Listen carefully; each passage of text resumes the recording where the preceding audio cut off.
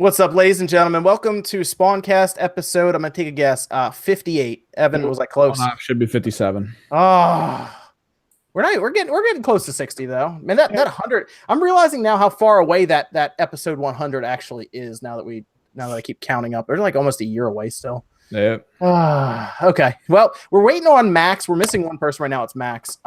He was outside today, so we might be missing him for the podcast. It looked like he's at a Renaissance fair, so I'm sure he's having fun. But I do have a couple people here with me, including one recurring guest, I guess, too. And OJ, how you doing tonight, man? Or today, I guess, kind of over on your side of the continent. Yeah, 6 o'clock where I'm at, so I'm doing good. Been a busy day, but it's always good to be here on the SpawnCast with you, man. I always have a lot of fun, and thanks for inviting me again, dude. Oh yeah, absolutely. Then we have our guest tonight is KidSmoove. Smooth, how you doing tonight? What's up, everybody? It's the best spot, KidSmoove. Thank you guys for having me today. So looking forward to it. Yeah, I wanted to have you on because you and Max had that interesting conversation regarding Microsoft and Nintendo. So hopefully he pops in a little later so we can do that. I'll kind of hold that as we go along. But we're going to also talk about Microsoft at E3 and some other stuff. And then I'm sure you could probably even weigh in on God of War since I know you finished that, right? Yeah. Played through that. Okay, great. So we can talk about that too, get opinions on everything, and State of Decay 2 as well. And then we also have Evan, of course, hanging out, holding down the chat. You know, keep an eye on everything. How's it going tonight? All right, it's free comic book day, so did a crap ton of drawing this morning. So okay. Did you go there and like usually draw while you're there, or do you just? They just set up a table for me, and I sit there and make stuff for people. Yeah.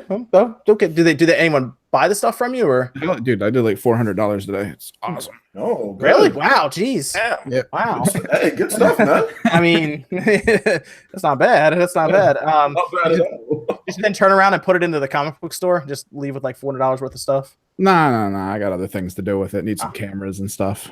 Yeah, we do need to get you a camera at some point. That was a good idea. Then we have Sean, RGT85. How's it going, Sean? Yo, going good, man. Going good. Bought some video games. Been playing a lot of video games this week. It's just been finally playing God of War, man. Yeah, man. And more importantly, I got this awesome game, Rise. Oh, Nice.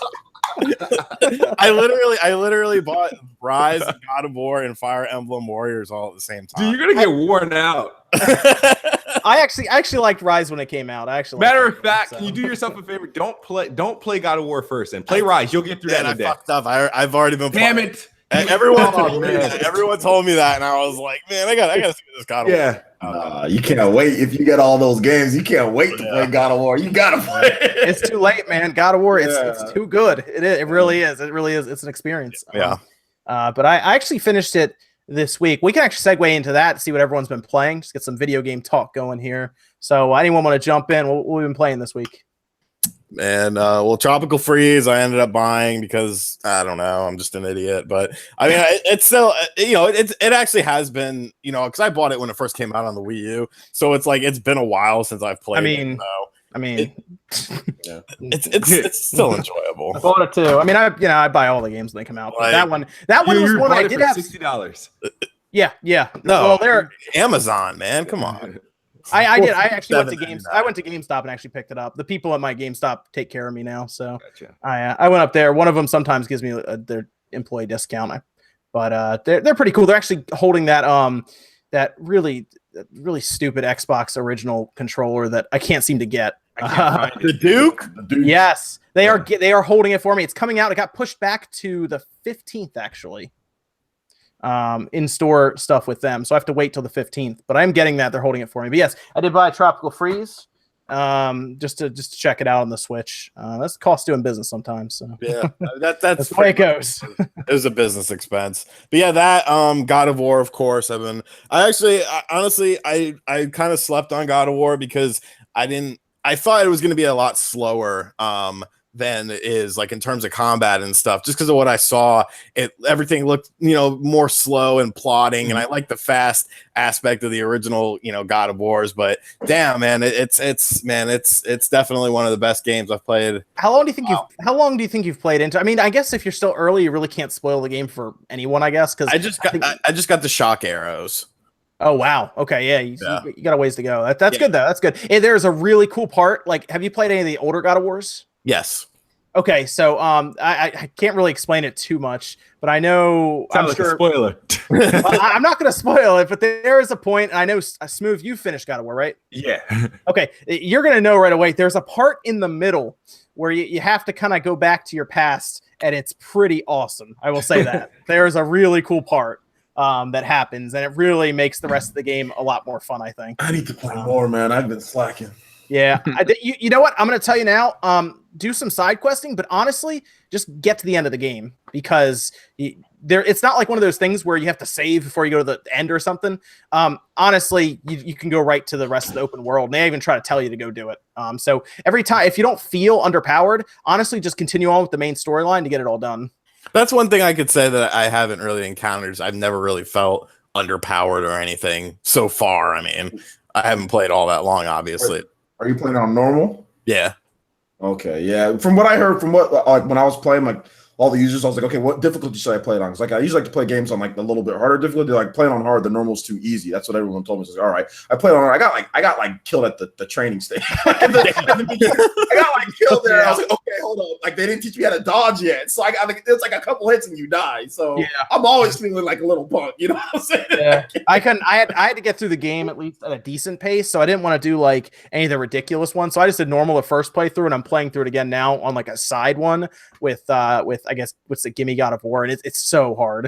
Yeah, it's obscenely hard. But then you adapt. I like that though, because now I've adapted. I'm learning how to play better. Like I'm starting to see like the patterns. It's really Dark Souls-ish, like Batman Arc. It kind of mixes like all of them together, right? Like, don't you guys think? Mm-hmm. Like, yeah, oh yeah, it like mixes all those together. It's cool though. Yeah, I like it. I like it actually a lot the way it plays. So, but yeah, how I guess I can't even ask how far you are, OJ, in the game. I don't know if there's any landmark where you can't really spoil it too much. Shock arrows and stuff. That's not obviously spoiling or anything. I don't even remember. I'm only a few hours in though. I'm not too. I'm like 3-4 hours in. I couldn't stop playing that game. Like seriously, I rolled through it at a decent pace, and I've done a lot of the side missions, and I think I've wiped half the Valkyries now. So I'm moving through them pretty quick too. And I did get this. I did the Fire Emblem Warriors. Woo! Finally picked it up, collector's edition, $60. So I'm excited. I might actually start this tonight, because I don't think I'm gonna like play through Donkey Kong like all that much again. It's just kind of like business expense. But I'm actually Donkey Kong again. I'm actually playing back through it and having fun. Can I add that game sold 1 million copies plus on the Switch? Let me just add. I'm gonna just add that in there. Not that I'm just saying it did sell 1 million copies. I'll just put that in there. No, I mean that's good for Fire Emblem Warriors. Actually, that's actually a good thing. I'm not a big Warriors fan though. Like Dynasty Warriors, I've never been into that. I wasn't really until Hyrule Warriors. I played one. I had one on the 3DS that was like, it was like a launch. It was either a launch title or it was an early title on the 3DS. Just because there was nothing to play on the 3DS, so I snagged that. I decided when Hyrule Warriors comes out on the Switch, I'll give it another chance. Yeah, it's good, man. I'll really see. I played some of it on the Wii U, and I was like, I don't know. If you don't like Warriors games, I don't know if this is gonna be. Yeah, that's my problem. I don't know if you should even get it, man, because I don't think it's gonna be like anything. I mean, the frame rate is stable. Like it's stable. The resolution's bumped up, and they put in all the DLC. But you gotta like the game if you want to play through all that crap. You know, that's my problem, man. I'm not like kind of like the mindless hack and slash. Not really mindless, I guess. I mean, it kind of is. They make all the enemies weak, right? You just roll through everything other than bosses. Well, yeah, the interest for them has always been like, will the AI ever get better? But I've never seen that yet. And if it does, I'll probably be happy with it. You used to play Dynasty Warriors all the time, Evan, didn't you? I remember you playing. I destroyed it for a while, but it was mostly with my friends who loved the legend of the three one kingdoms. That I actually liked was Dynasty Warriors Gundam. That's just because I like Gundam. Well, yeah, stuff. So that was really it. That was on the PS2, I think, back in the day. Yeah, I remember it being on the PS2. I don't know. I think they went to the PS3. Wait, Dynasty Warriors. That's PS3, isn't it? Dynasty Warriors Gundam. I remember also playing. I think they had a PS2 version also. Oh, I see. Yeah, take a look. I'm almost positive they had a PS2 version. I mean, they had a ton of PS2 Gundam games. I'm trying to remember if that was there though. I know they had it on the PS3 also, but I remember it being on the Dynasty Warriors Gundam too. Yeah, it's on the PS2, but it's also on the PS3. It's one of those cross generation games. Cross gen, because it's 2007. So yeah, it was a cross gen 360, PS2, and PS3. For some reason, I remember playing it on the PS2. I don't know why. That might have been. I think at one point I went back to the PS2 for a while trying to play because the library is just so big. It was. But that PS2 version was that PS2 version rough, man? Was it a bit rough? It wasn't great, but honestly, back then, I mean, dude, talking 2006, 2007, back then HDTVs still weren't like massive like they are now. Like plugging in a PS2 now is so hard. It's so difficult. It really is. Oh, and speaking of, I got a nice big Asus 4K monitor like halfway through God of War. It is eye-opening. If you have a 4K TV, plug that thing in. Oh yeah. You know what? It's like I know this is kind of like off track, but because you mentioned monitors, I got the Samsung CHG70. It's like my favorite freaking monitor. And then I also got like Samsung GH. What is it? Samsung GH? It's a quantum dot. It's a QLED monitor, but it's CHG70. It's a 1440p, 144 hertz HDR monitor. Okay, yeah. It's I don't know I love it because it advertised as a 1440p monitor, but it also does like 4K as well. But it's like I don't even use it. The crazy thing is going to sound really dumb. I don't even use it for my PC. I use it for my console. Really? I mean, well, the Xbox is getting 120 hertz support. So yeah, it's got that, and then they also have I've been trying to figure out what game. I guess they're like indie games that'll be able to do that. I'm not even sure it's going to be for games, honestly, dude. Yeah. Unless they just like, all right, they unlock the frame rates of OG Xbox games or something like that. I think that would be really weird looking. I feel like games weren't even designed for that. I wonder how many engines on that system were tied to the frame rate. Yeah. I know like Okami, the engine was tied to frame rate, and remember when that came out, people were freaking out about 30 frames per second. But I bet you if they up the frame rate, that game would just be like fast forwarding the whole time, basically. So. It wouldn't work, but I think they could probably get there are probably some cool games that they could get in that upper frame rate. You know, like some indie games and stuff, some Twitch shooters maybe. I would be curious to see what that's going to do when they unlock that. I'm just curious why they made it an option. I mean, I guess for maybe it's movie support. You know, I don't know, like.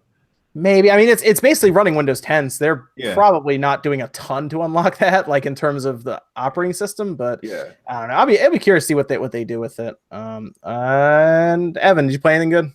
Yeah. I mean, Dauntless did its character wipe. That's the sort of PC Monster Hunter that's out right now. It's pretty fun after the wipe, but they did change a bunch of stuff that kind of sucks, locking content behind levels and stuff that didn't need to do that.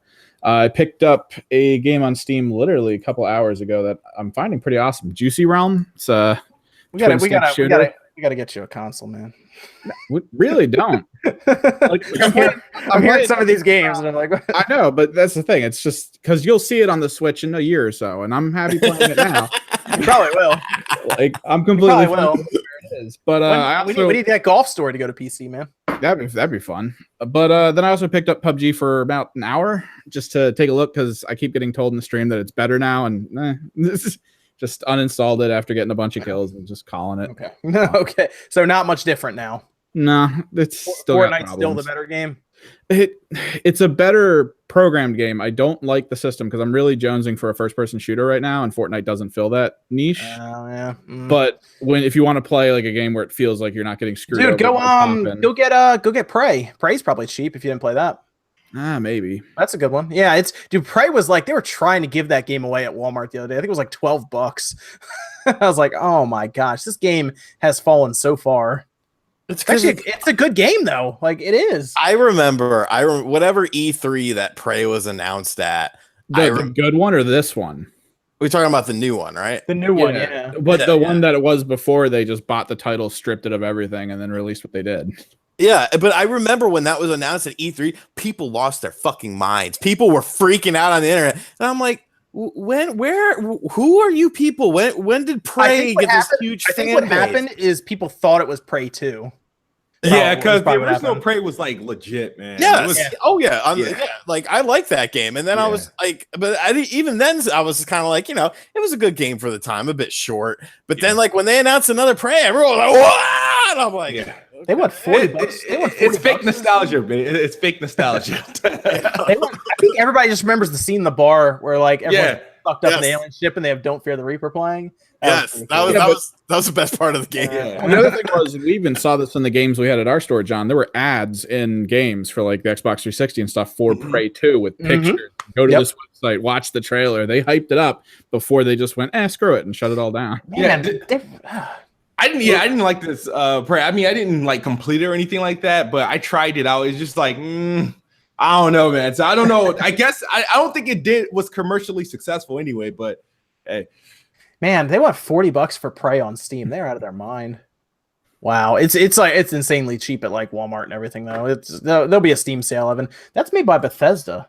Yeah, well, that was picked up by Bethesda, and that's when they decided to switch it up. up. Oh, they publish it. What do you think the odds of that getting ported by God, don't say Panic that. Button? What do you think the odds of that are? Don't say that. Another week or two. I see a lot of people talking about Bethesda right now and Panic Button. I'm like, what do you think the odds of them moving Prey, which was a very underperforming game? What do you think the odds of that being moved to the Switch? I want Panic Button to do like better games than that.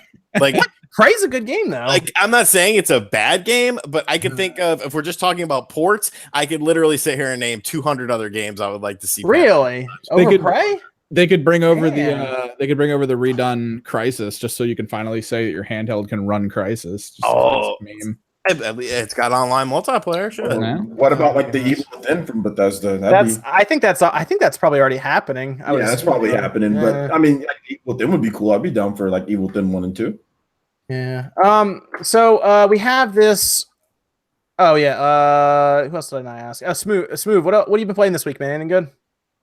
Yeah, I've been playing. Other than God of War, I've been playing. They just made Saints Row 2 backwards compatible, so that's the last good Saints Row game to release. Yeah. Some people like 3, but I like 1 and 2 a lot. The story for 2 was fantastic. Yeah. So I started that, and I've been playing Raging Justice by Making Games. That game comes out on the 8th. It's legit. It's legit. It's pretty cool. It's like, I don't know if you're familiar. I'm pretty sure you guys are familiar with like Final Fight and like Streets of Rage and stuff like that. It's heavily inspired by those games, but it's like a modern version. I've been playing that. Oh, okay. Yeah, I would say Sean was playing it too. Yeah, I should have said I've been playing that too. Currently, I'm number 3 on the Nintendo Switch on the leaderboards for level 2. People are reviewing it right now, though. I know. I'm like number 3 as well. I'm like number 3 as well. I'm like, just brag about a game that's unreleased. It doesn't matter.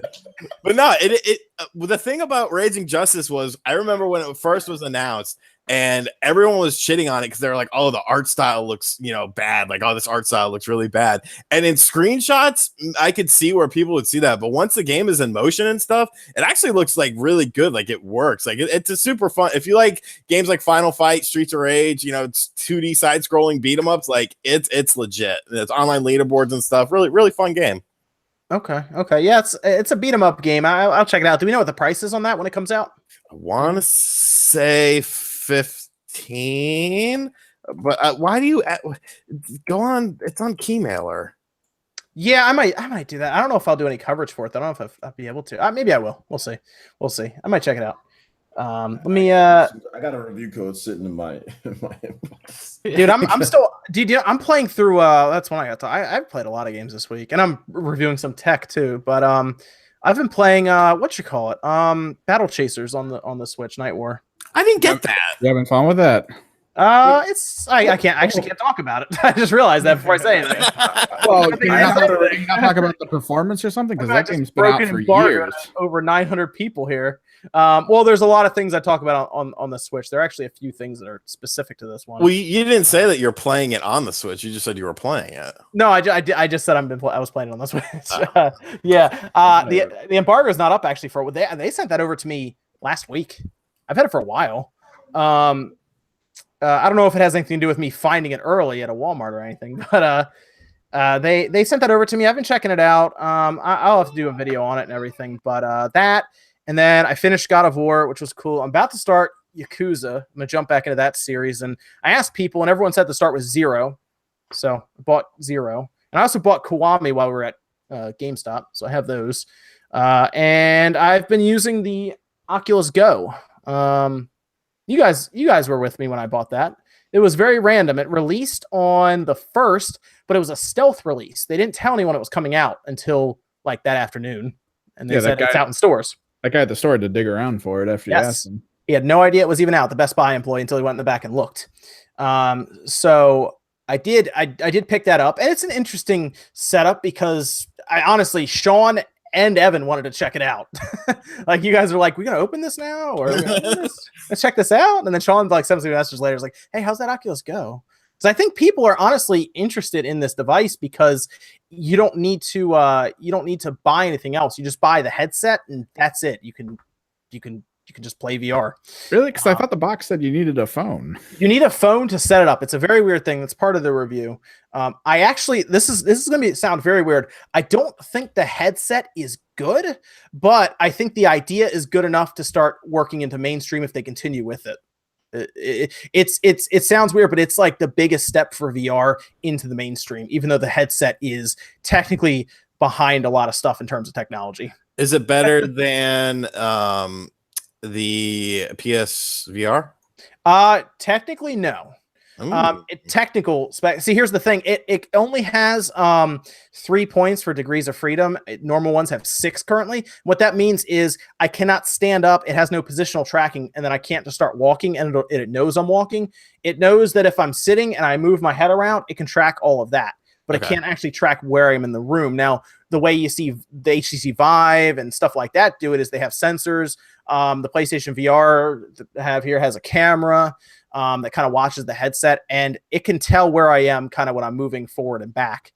This one does not. But this one is also $200 for everything. Right. That's kind of why. That's kind of why I was interested in it. It's a self-contained unit, which means the battery's built in. You don't actually plug it into anything. You just, if you want to use it, you pick it up, you put the power button, you turn the power button on, and you pop it on your head. You don't even need headphones for it. Like, I don't even give a shit about the game. Like, I know I asked, like, when you picked it up, I was like, oh, what games can this play? But then I thought about it. I'm like, yeah, I don't even care about the game. I just want to sit in bed and, like, have this goggle set on and, like, watch a movie and be, like, immersed in the movie or something. You can actually do that fairly decently with it. What was weird was I turned on Netflix, and basically what it did was it put you in a basement or like a theater. And yeah, I saw that when I was researching the thing. And it basically tries to give you the sense of there being 150-inch screen on the other wall, and you can kind of look around, and you have like a little table with like popcorn and stuff on it. Or like knock over the popcorn. Yeah, or flipping the tables and shit.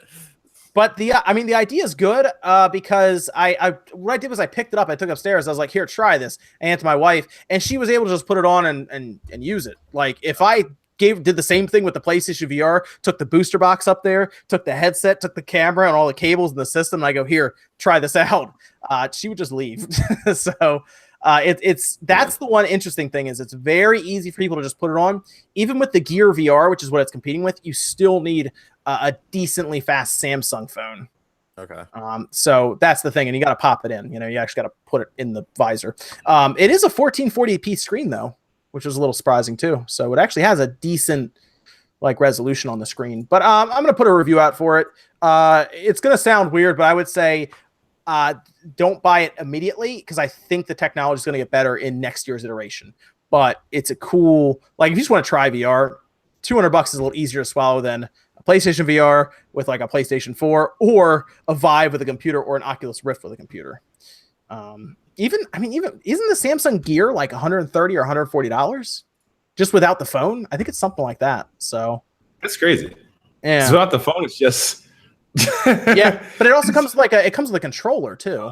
But this Oculus Go does as well. So it's a very good value, I would say, for what it is. If you just want to try out VR, it's easy. Just buy it and you go. But I guess that's pretty much it. I played a few other indie games, but nothing really massive or of note. And like I said, I just played God of War for the front half of the week to finish it up. But it was I'd say it was a pretty good weekend game so far. So let's get into a couple things here. I did want to talk about this list that came out. It was this rumored list of stuff. And what's interesting about it is they kind of put a deadline on it, right, OJ? Mm-hmm. That's what you're talking about? Somewhat, yeah. I mean, there's some guesswork that, that maybe they can get it right. even if like let's say May 7th comes around, like you said. But yeah, they did kind of put like a deadline on themselves with what they said at the beginning of it. So yeah. Yeah, so right at the beginning, they said Nintendo's releasing details about their online service on May 7th. That would be Monday. So in, a day and a half, we should find out something. If they release it along with, I guess, they don't even tell us if they're talking Japanese time, right? or here in the US, because there's Japan's time is a little different. Where they like May 7th for them is like, for me, it's like, May 6th at night. For OJ, it's like afternoon for you. So it might be a little different there. They could also just try to announce it like on Nintendo of America at like 11 a.m. or something, or just say, hey, it's here on the website now. But they gave us a deadline, May 7th. That falls in line with them telling us early, right? Early May. And what was interesting here is this was the conversation that that you were having, Smoove, with Max, Dreamcast guy. Yeah. Was he has this feeling that Microsoft and Nintendo may have some sort of partnership. Is that what you guys were talking about? Yes. Okay. Yes. And I approached him because of his video that he had about this in some way. And I think some hints there, Phil Spencer's been open about letting Nintendo use classic rare characters such as like Banjo and whatnot for like Smash Brothers. I don't know if that's actually happening. But the fact that Microsoft has also been openly willing to work with Nintendo for cross-play with Minecraft, with they got Master Chief in the Switch version, and Rocket League that you can, cross-play with PC and Switch, with Xbox as well, between the three platforms. And the thing is that their online service and then the dedicated voice chat through Discord, and how Microsoft just announced their partnership with Discord as well. And one of the first things I thought of because I didn't know about this Switch rumor of anything like that. When I heard Microsoft was looking to incorporate Discord into their service, I'm like, man, if PlayStation and Nintendo can get Discord as well, and we could just use that as our universal chat among all platforms, I'm like, that would be dope. And then when I seen Dreamcast guy's video, and I think he was making reference to this list, I'm like, okay, this could actually mean something. Yeah, we can get to a point where I guess everyone is. Like OJ, you use Discord all the time. Like that's like your go-to. It's the right? It's the best. It's the best free service maybe out there outside of like YouTube. Like it's the best free chatting. It has everything. It's really really good. Yes. Yeah, so that'd be interesting if everybody used that app and it was like we had a unified way to basically voice chat. Like if it was integrated in some way or something, that would be kind of neat. Now, what was interesting about, like I said, this leak that the supposed leak that kind of led to this was that Nintendo would be looking into some sort of dedicated voice chat through an existing chat service, with Discord being the most popular choice.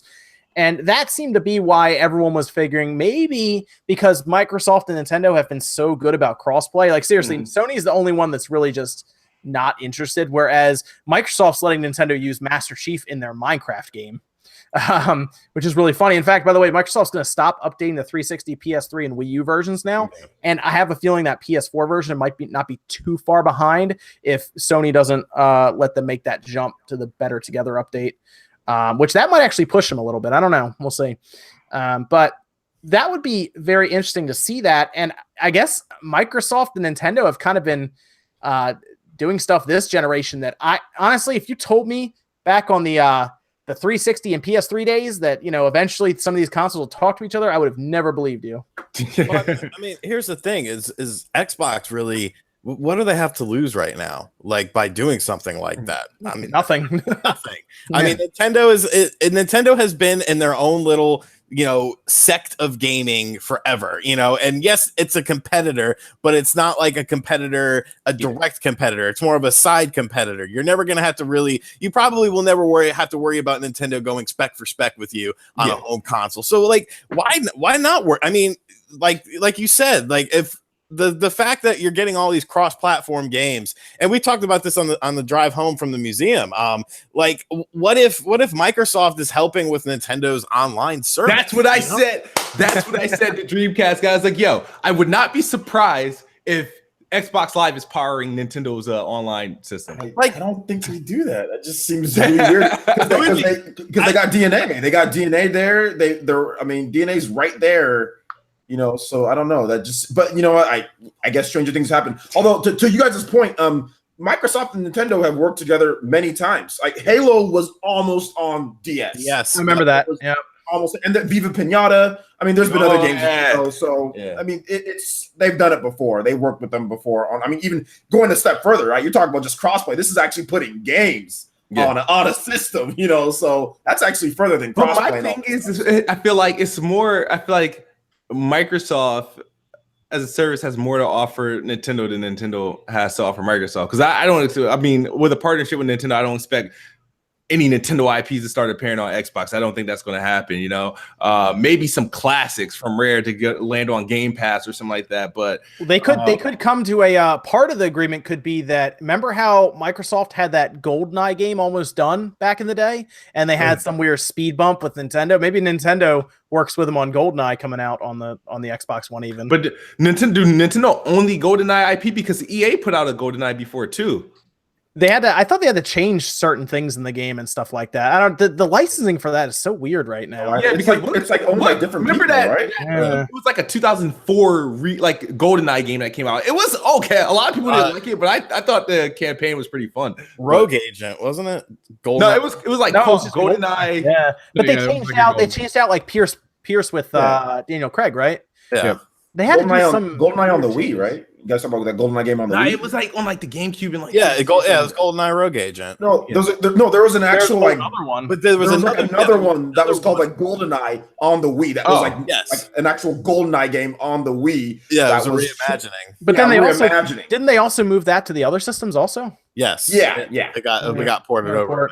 They had to change some stuff out. I remember, and I feel like that has something to do with the licensing or something. Yeah, they had to change some stuff out, but it was actually like GoldenEye. You know what I'm saying? It was supposed to be. But they were so close to that old one where it was like the Nintendo 64 version. I remember it was like 1080p, 60 frames. There's footage online on YouTube of somebody playing through one of the levels, and it was like, man, that was so close. But apparently, Microsoft and Nintendo just couldn't come to an agreement. And it's like, what if that's another thing that they bring up when they're talking at the table and stuff? They could use it.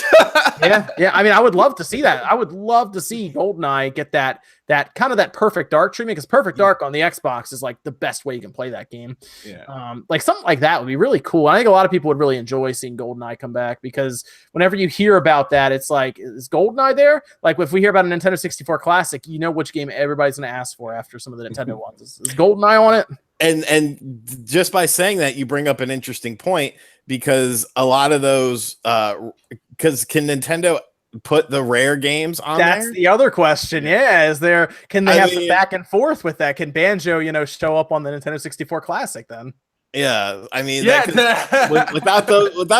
without Banjo and Conquer and stuff, the N64 Mini would be looking a little bit light.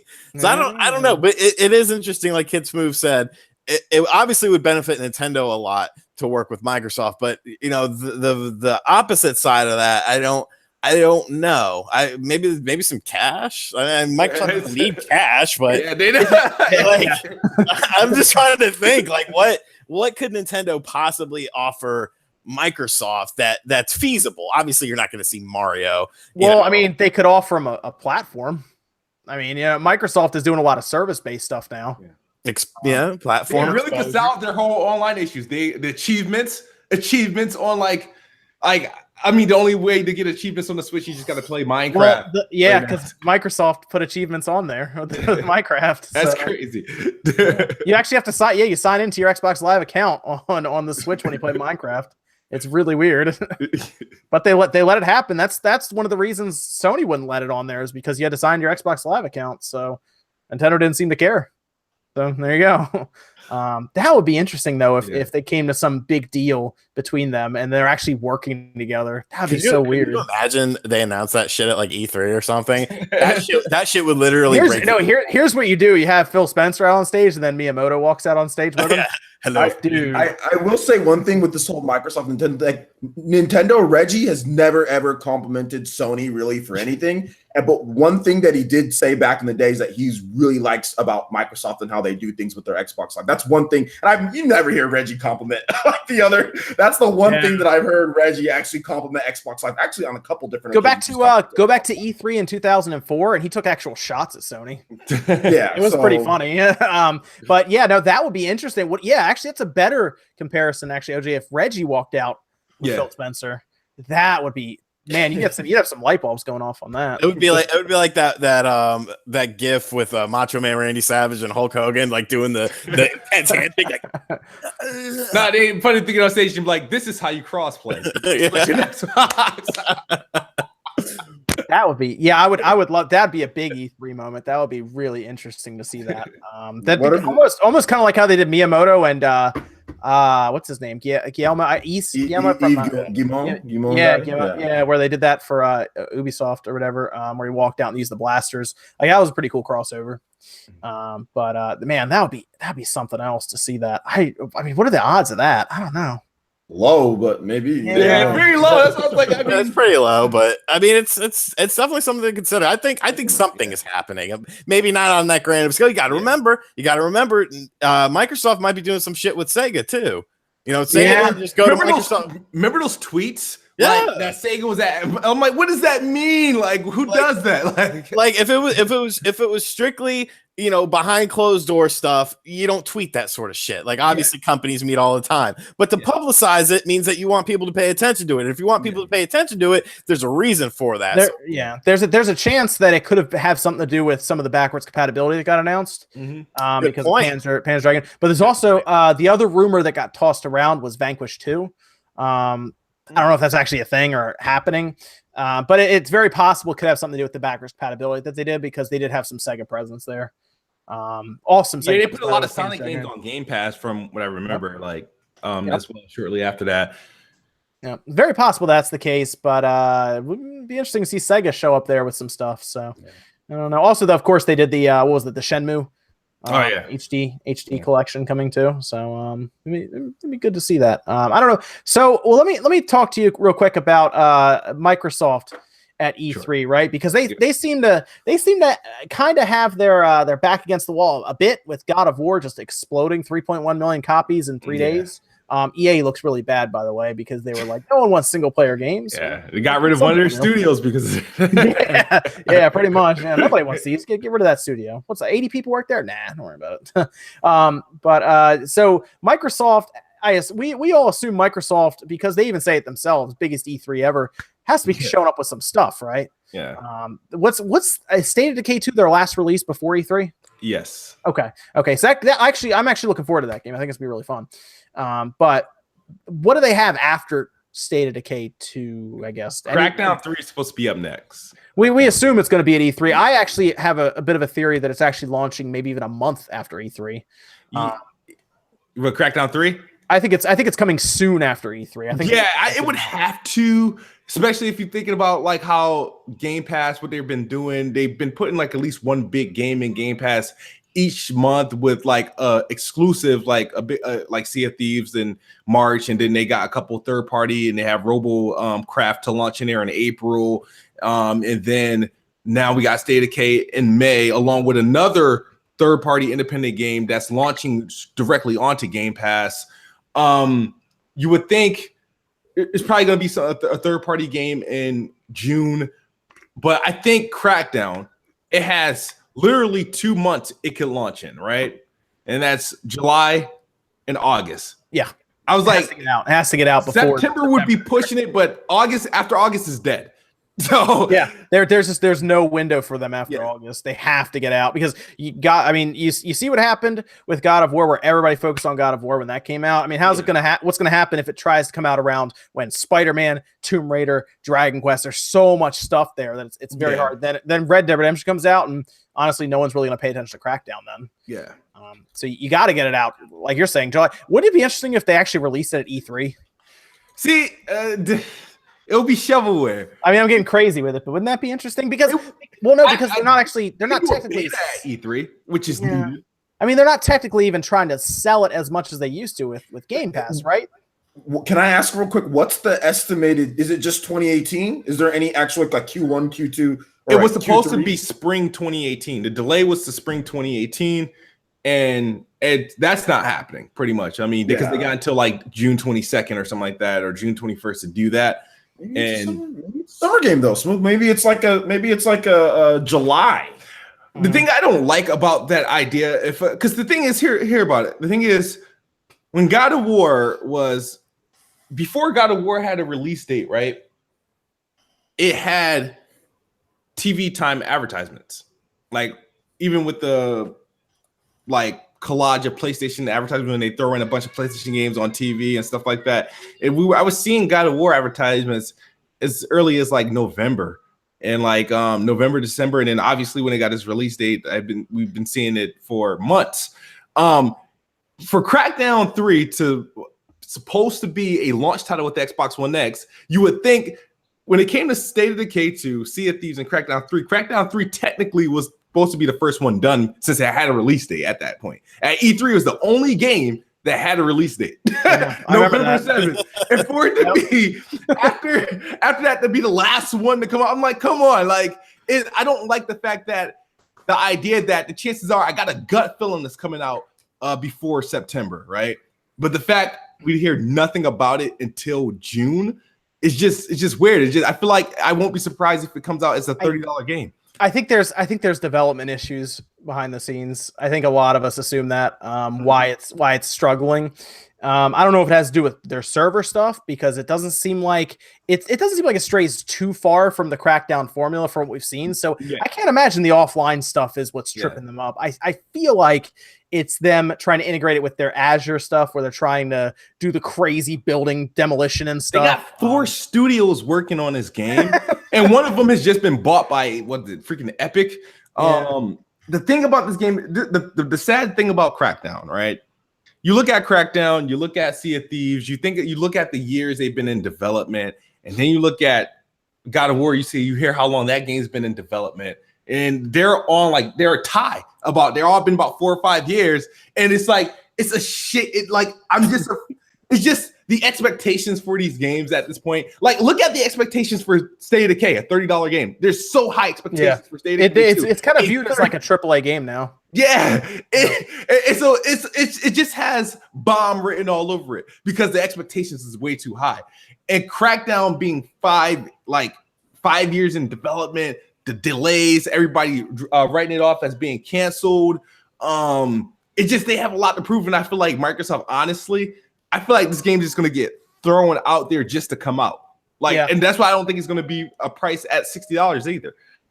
I mean, basically, it's not really going to be priced at $60 for any of us because we'll just do Game Pass. But Sea of Thieves still sold, even though it was on Game Pass, which was interesting. But that's gonna be so tough because you're right, they can't cancel it now. They can't. It's been in development as long as God of War was. Yeah.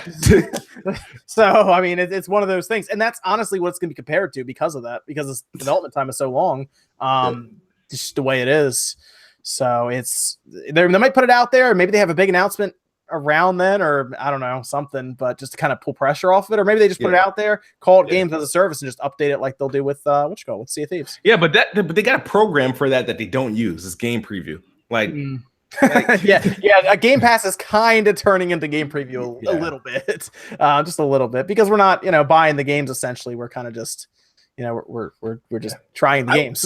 I love Game Pass, man. Me too. I ain't gonna lie, I like it. I like it myself, but the problem is it just came out I wish it came a year earlier because I bought so many of the games. See, I was a late adopter, so as a late adopter, I'm jealous of you. I'm completely jealous of you for that.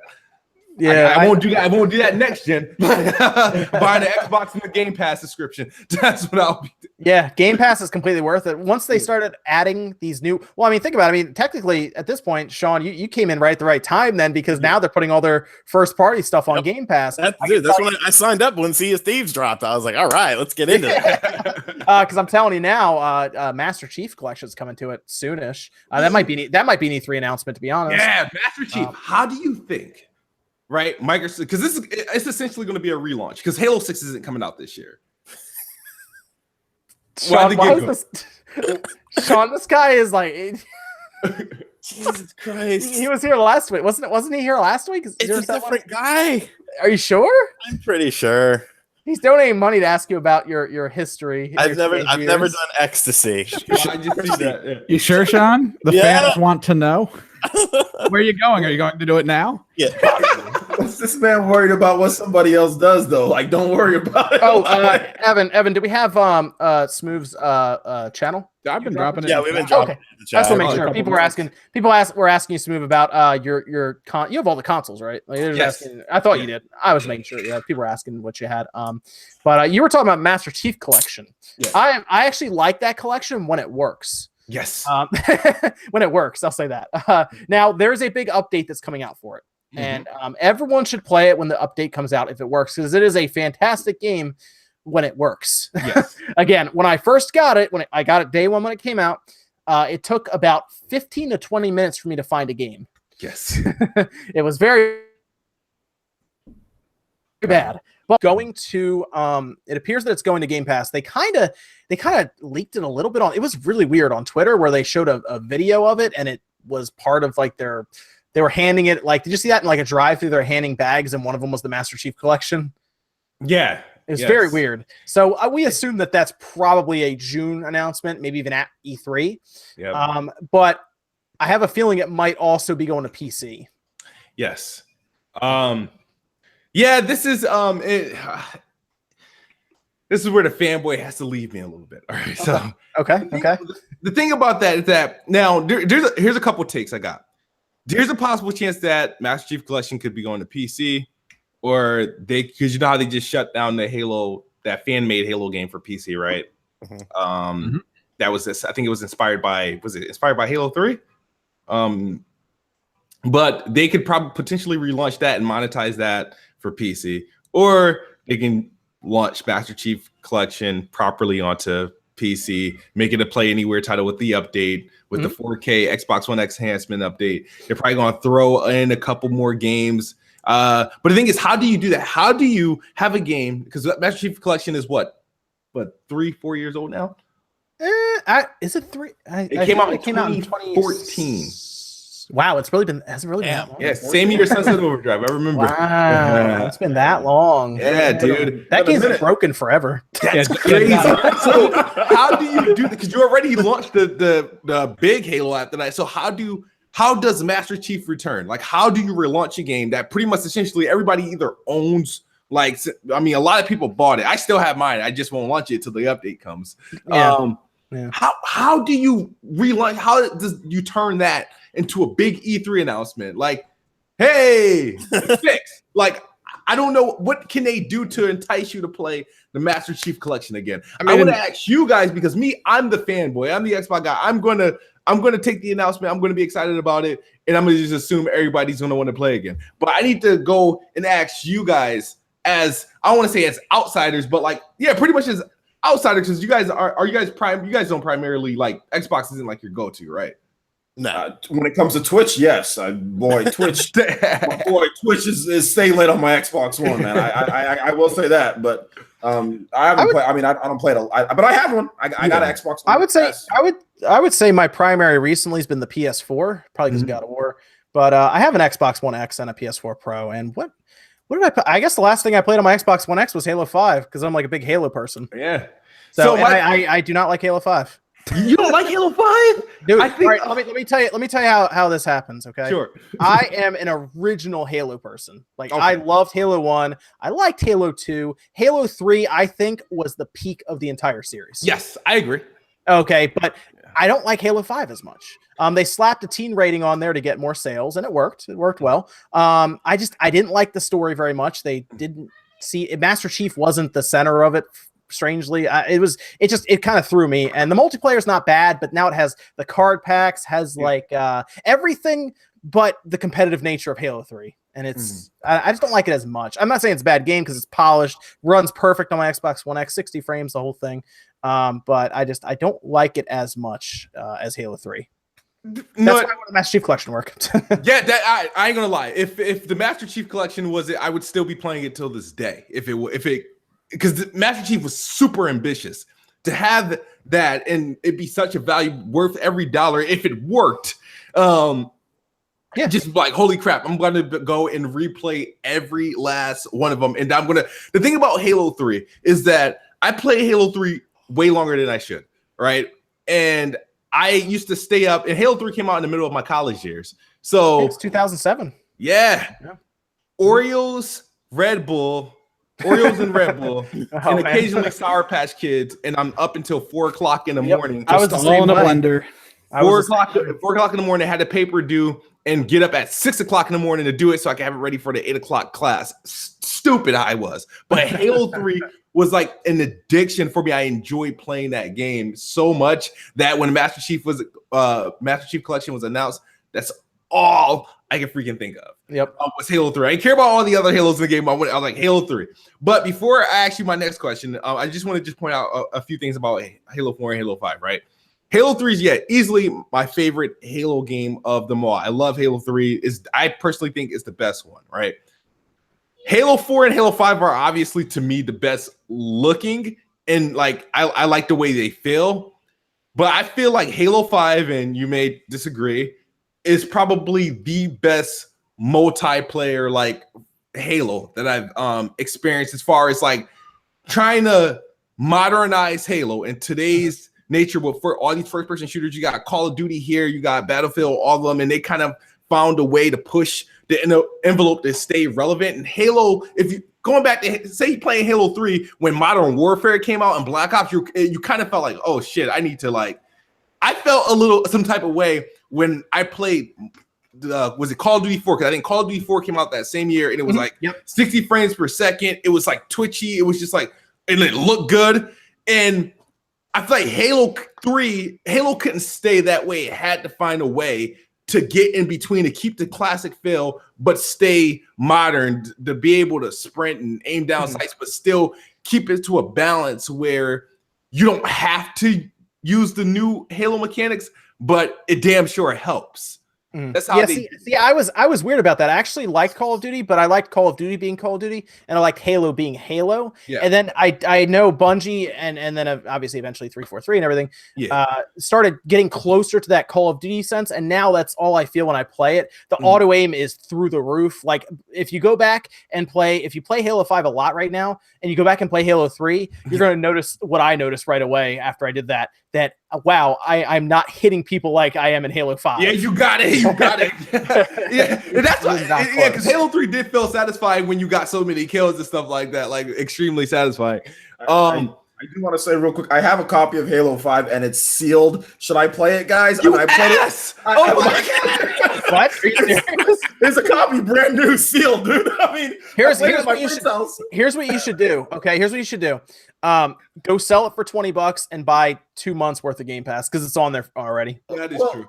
I played it at my friend's house. I was like, "Oh, this is cool," and then I went and I bought it, and then I don't know what happened after that. So I played the game, and I thought it was cool, and then I haven't opened it. Man, if you have an Xbox One X and you put that thing in there, you'll be impressed. I like, actually, guys, just to kind of, sorry to intervene with you guys' conversation. I love Halo. Halo 1 and Halo 2 are my favorites. I played Halo 3. I played all the Halos. They're all good. I beat ODST. I've beat all of them. It's not one of my favorite franchises, but I play every single one of them. Yeah.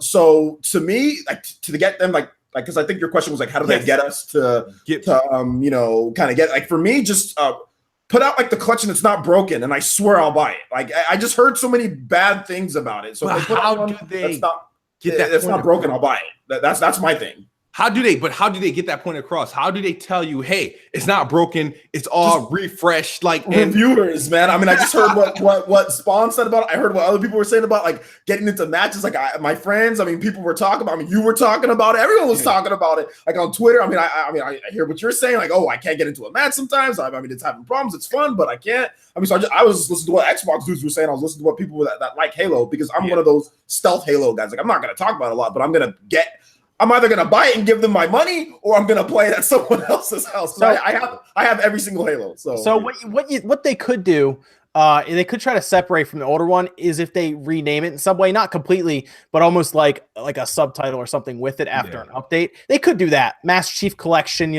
not really remastered, definitive, something like that, right? Yeah. Just something, change the cover. So if you have your disc in, it updates and the icon changes. There's a lot of stuff they could do. Yeah, like they did with Recore, right? Yeah. There's a lot of stuff they could do if they really want to change it public perception. I like Recore, by the way. The announcement of it. Yeah, the announcement of it, that's though. on Game Pass too. Yeah. The announcement of it, though, just really could easily just play off of the fact that people tend not to have that serious of an attention span. I mean, the game's been out for how long? So just re-announcing it, you're going to have way too many people who are like, oh, that's actually coming out. Sweet. And there's when people will be like, oh, did you guys hear there's this Halo game where all the games are in it? I didn't know that was coming out. And it's like, it's been out for 4 years, man. that's how the internet works, you know? I didn't think it was that long. I honestly thought it was like 2 years or something. No, John's been telling me for about 4 years that they're about to fix it. Yeah. I can't believe it's been that long. Yeah, I did. I was like, I remember when I first got it, I was like, it's not very good, but they'll fix it. Don't worry. And here we are now to talk about months after that at the store, you were like, they're having a patch come out soon. I'm pretty sure it's going to fix it. And that just kept going. They patched it a bunch of times and it still just doesn't work. Sometimes when code doesn't work, sometimes when it wasn't coded for a system, it just wasn't coded for a system, unless, maybe that's... So when they fix this and they bring it to Game Pass, everyone needs to download it and we all play. I'm down to play. Like I'm down like to just play it. Like, well, what's cool is like that, here's what's cool about Master Chief Collection. One of the reasons I really like it, there's a mode where it will change between different games and different game types. Yeah. So you jump in. We don't know which one we're going to play. We just know it's from Halo 1, 2, 3, whatever. It'll match us up with a completely random game, and then it'll match us up with a different game type. So we could be doing Halo 2 Capture the Flag, and then the next game could be Halo 3, Plant the Bomb or whatever. Yeah. Killzone. I remember. Okay, the old Killzone 2 did that. I remember that was one of the cool things from Killzone 2, where they would just like you get into a game and you just like play a bunch of different. Like each time you play like a different mode within a whole series. So that's cool. I like that. Yeah, so they just need to fix it, man. I'm there though. Day one, once they fix it, I'm back. Put it on Game Pass, and I'll be great because then I don't even have to put the disc in. I just have it downloaded. But that'll be awesome. I wonder if they would have to do that if I already have it installed from the disc with the updates, and I get it on Game Pass. I wonder if I have to, like reinstall it. No, what it does is it just launches. Oh, cool. Oh, there you go. Very nice. All right, okay. On PlayStation, I try to do that with PlayStation where you literally have to delete the disc version and then install the physical. But on Xbox, there's games that I've installed as a disc and bought the digital and it just launches. So it doesn't even like Microsoft's advanced when it comes to the operating systems and when it comes to stuff like the logistics behind all this stuff. Microsoft, I think, is like a light year ahead of anybody. Do you know if they ever fixed 2K16? I think it was. Where if you installed it like on a disc, it stayed on there, but you could sell the disc. Really? Yeah, I didn't know about that. Yeah, 2K16 on Xbox One was the one where I remember because first we tried it and we wanted to see, they're gonna fix it. It was like it's just gonna come with an update, and it never fixed. And so me and my friends just sold the physical versions we had. That's okay. That's good. that's weird. That's weird. That's NBA 2K16. Yeah, it was the NBA 2K16. I think it's the one with KD on the cover, if I'm not mistaken. There you go. If anyone in the chat can verify that, anyone out there has NBA 2K16 on their Xbox, let us know. That's bad. No, not KD, man. You said 2K16? Yeah, 2K16. Steph. Is that the one they had 3 like different stars on it? Yeah. Steph, Davis, and Harden. Okay. Yeah, okay. Steph, cool. All right. So we did talk about the Nintendo Online service briefly. OJ, you saw the list as well, where they talk about how they're going to get rid of Virtual Console and replace it with something called Nintendo Classics.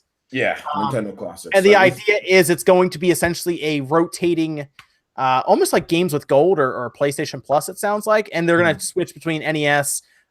Game Boy Advanced games. That's interesting. I like the idea because there are some great Game Boy Advance games. That's an odd mix, NES and Game Boy Advance. But that's what they can do. I mean, because they can't really put Switch games there. Well, yeah, no. They Nintendo values their IP heavily. If you don't believe me, go look at how much Sean's Fire Emblem Warriors was.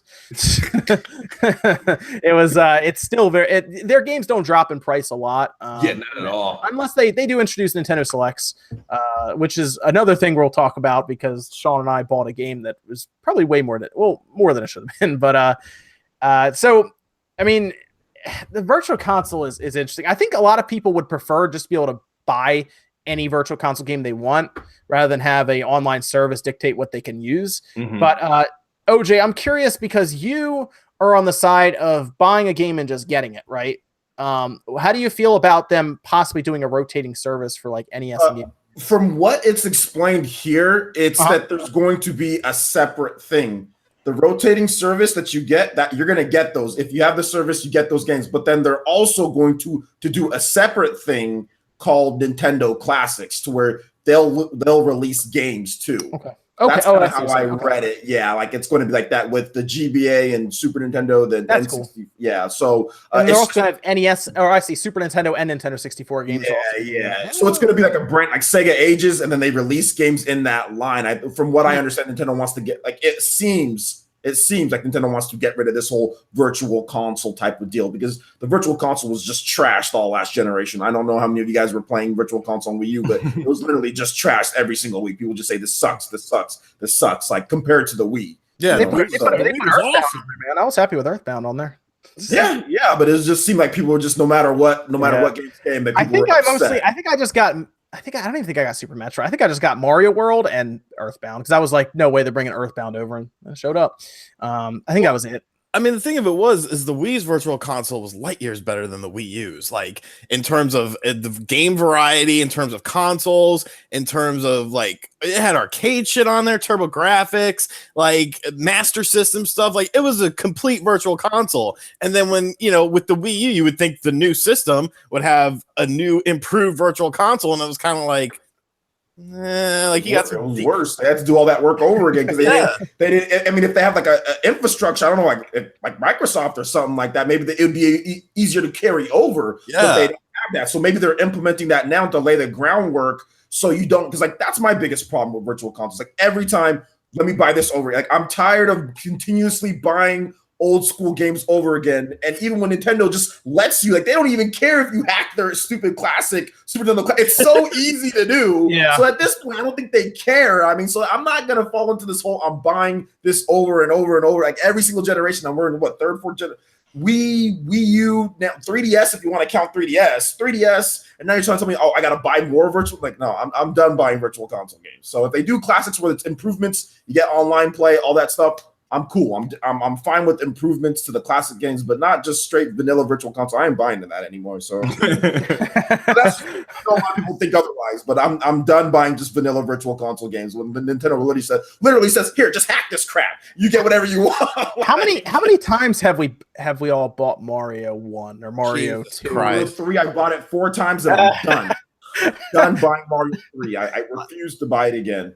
I don't even think a lot of people realize how many times they've bought some of these classic games. I mean, especially if I count like the classic systems that I bought, and then buying it on the Wii, buying a compilation disc or something. And I've actually bought Mario 3 more than that, because you remind me of the compilation, like the Mario 30th or whatever for the Wii. I bought that too. So I still have that. So. I have a weakness, I think, for Link to the Past. I think that's my only real weakness.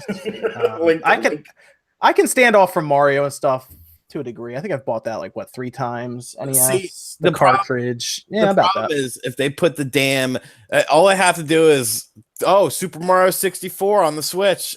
I have to buy it. Like I have to buy it. Like it's just I have it on the N64. I have it on the Wii. I have it on the Wii U. I have it on the DS. But no, I have to buy it because I just have to buy it. I like to hear that they might incorporate a system where these games will follow me between generations, because they've needed that forever. Yes. If they do that, then my mind will change on Virtual Console. But they don't do that, and that's my biggest problem. It's like did I tell you guys when my Switch bricked? It was actually difficult to get my games back that I had, because obviously review codes, purchases and stuff. I have a lot of games on my account, and it was funny. The guy that I talked to on the customer service when I got the new Switch that I have, seemed a little annoyed with me for asking if I can move my ownership over. He's like, "Sir, we'll do it this time, okay?" All right. They obviously don't know that I'd say probably 70% of it was review codes, but I'm like, that's if I just looked at that, I'd be like, wow, this person spent a little over $2,000 on games. Maybe I should hit this little switch here. Okay. Because once he said okay, it took 10 seconds. He was like, all right, you can re-download everything now. But you have to call. So if your Switch dies, or it gets stolen, you actually have to call Nintendo and have them transfer the ownership rights. You can't sign in and then just download everything. Gotcha. It's very weird. It's very odd because like when I upgraded from the S to the X when that came out, it was pretty easy. Even with Sony's, it wasn't that bad from what I remember. You sign in and that's kind of it.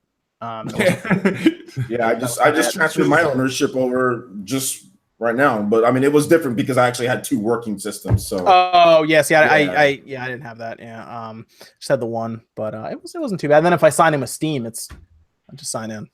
So, but yes, I hope, man. I hope we hear something March 7th, Monday. I just want to know what's going on because when did they announce this?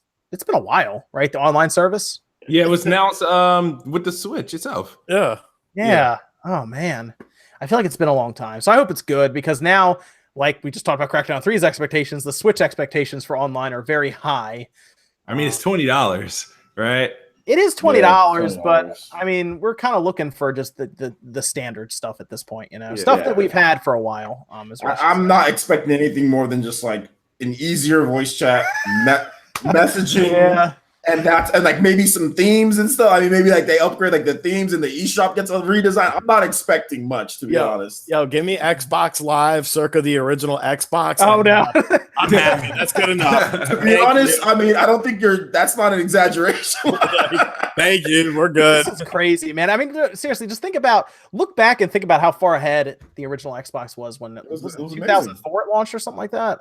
It is crazy. No, the original Xbox Live launched in 2002. Yeah.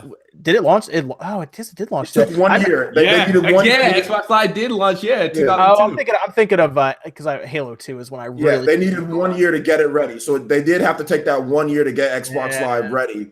And then once they took that 1 year, they launched it in the fall of 2002. I remember because me and my friends we went over. I forgot what game we were playing, but we were playing some game, and like it blew my mind. That I was like playing games online at that point. That was a long time. Wasn't it Halo 2 when the online service like really was like, whoa, this is that's insane. When it blew up because you could play co-op on the same system. You can go online with a buddy and play Halo 2. So that was like the rage of high school, man. Like, somebody got Xbox Live, they were popular. You know what I'm saying? Do you guys remember this? A little aside. Do you guys remember? Because there's a part. I think it was still E3 because they showed it off. There was a trailer that they did that was supposed to be live gameplay, but it was completely scripted, and they never released that level as playable in Halo 2. Do you guys remember that? It was this whole thing. They go back and watch it and be like, oh, that they sold people like me on it back then. It was this whole level. I feel like it was E3, and it was basically Master Chief running through a level. He does the whole ghost steal and everything, super cinematic looking, but it was completely scripted, and they kind of pretended like it was actual gameplay. I remember what you're talking. Yes, I remember what you're talking about. It kind of sold me on it too. It was like 6 or 7 minutes. It was a long thing. I watched that thing 30 times maybe that day, and I was like, there's no way this is actually happening. And they kind of sold it like it was. It's almost like when they showed that Killzone trailer back in the day, and they were kind of like, this might be actual gameplay, but maybe that was common practice for like a decade and a half. These cinematics are the game. Don't worry, kids. It's on YouTube though. Sakan 10 says E3 2003 they think. It's an interesting trailer to watch, but it's on YouTube. I looked it back up I think a week or two ago.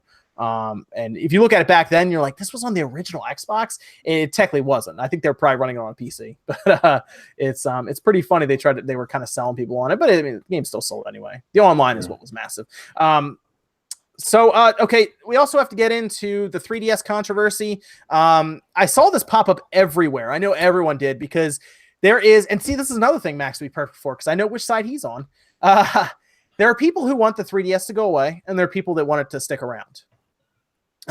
Specifically, Nintendo seems to be the one that wants it to stick around. So I'm trying to figure out, because I feel like there are a lot of people who saw things like that Luigi's Mansion announced, and they're like, why isn't this on the Switch? It's because the 3DS is pulling resources, is what a lot of people are thinking. And I'm curious where everyone falls on this. Do people want the 3DS to kind of be retired now, and just they completely focus on the Switch?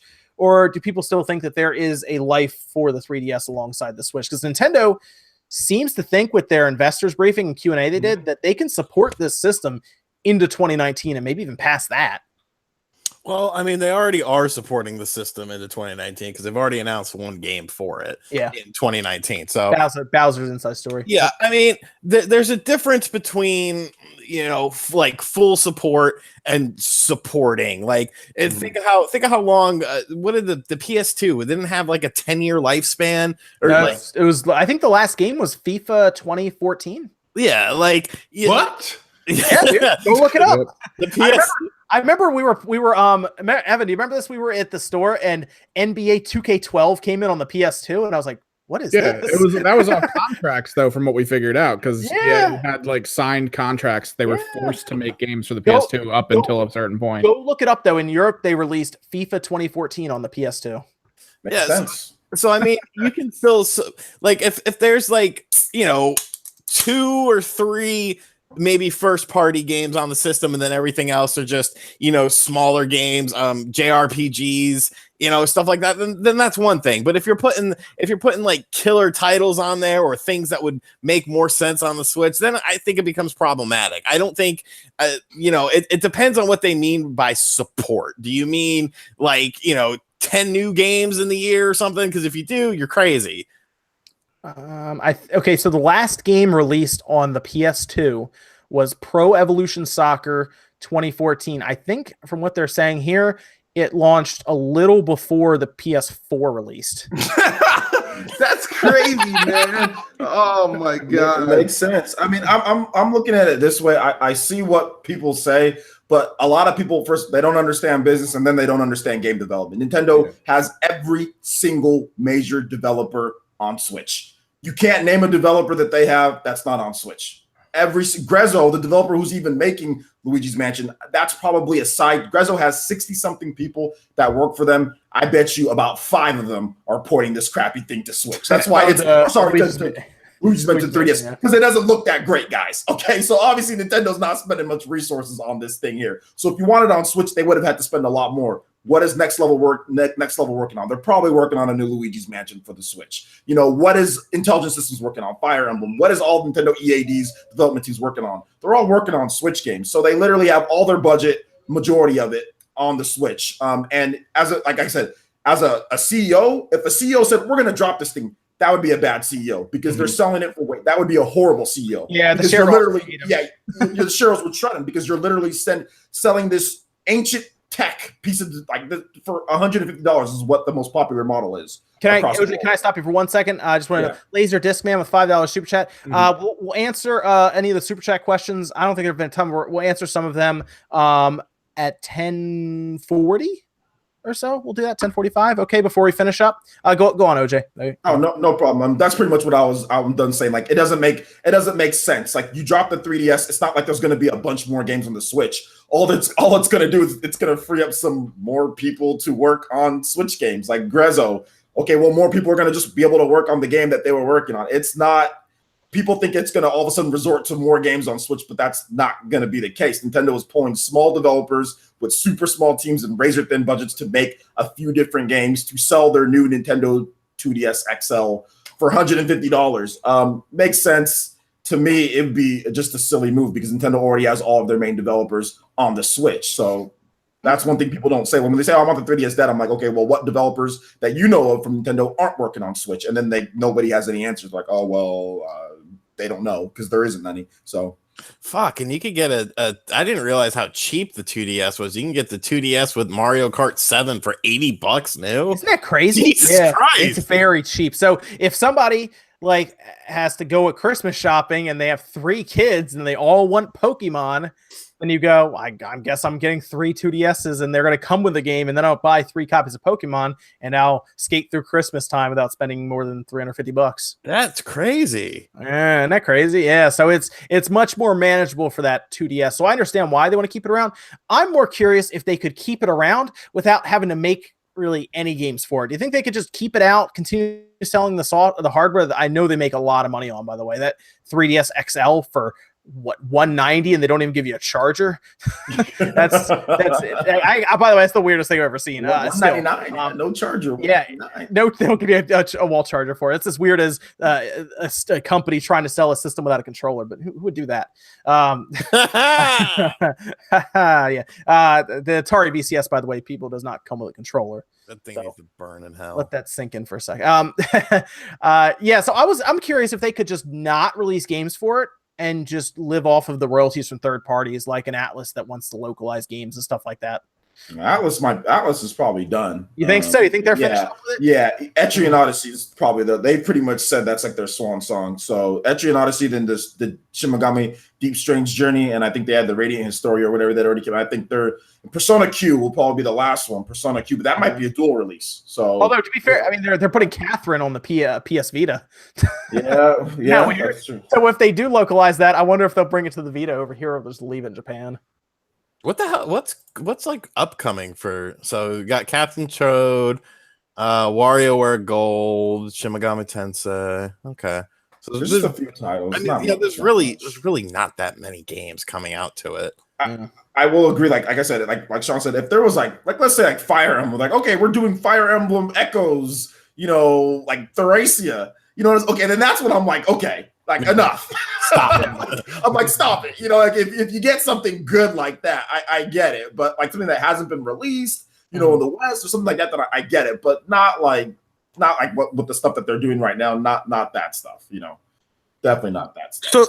So the 2DS comes with the AC adapter too? Yes, it does. Yes, the 3DS, the new 3DS XL does not, but the 2DS XL, which is actually a very good system, by the way, for what you pick from, comes with an SD card and it comes with a charger, and it's $150. Actually, Sean, if you go to Walmart, they're $130 right now. Yeah, but the original 2DS is only $80, and it comes with a memory card as well. But it looks stupid. That's true. That's fine. I mean, how often am I getting this thing? I'm gonna literally like take it out of the box, play it once, and be like, I have. It looks like a cheese wedge from like Skyrim. Like if you just honestly though, if you don't have one, Sean, and you collect them, it's not bad for $80 and you get a game with it. Yeah, no, that's not bad. That's probably what I'm thinking. I don't know, maybe.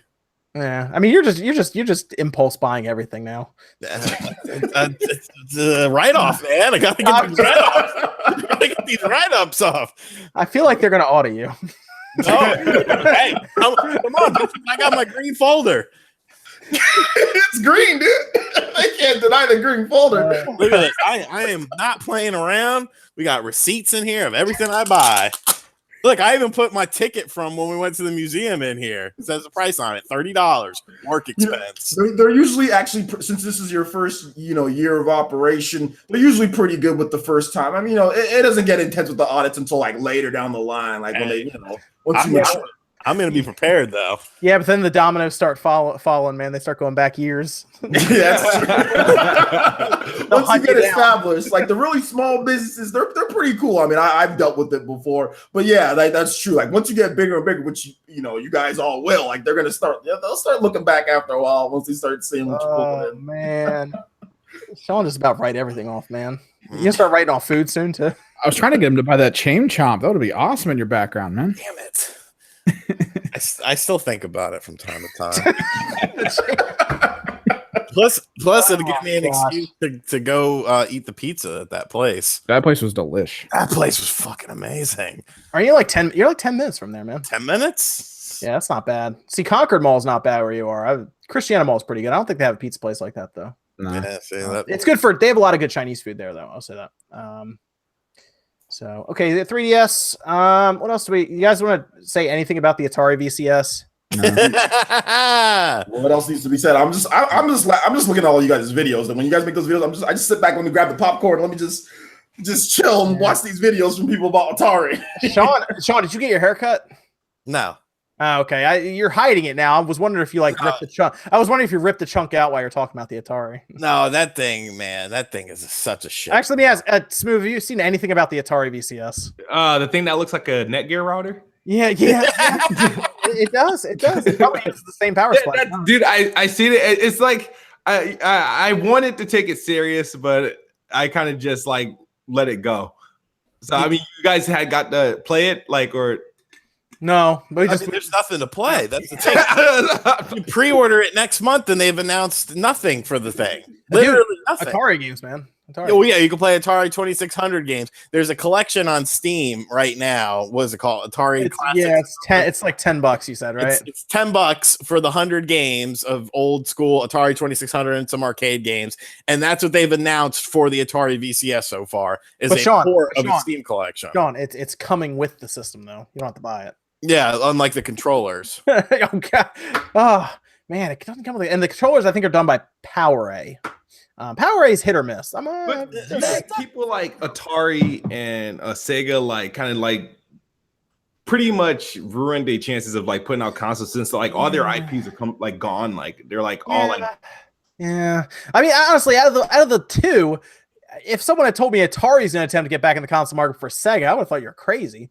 I mean, all it is just they're playing on nostalgia. They're playing on the name. Mm-hmm.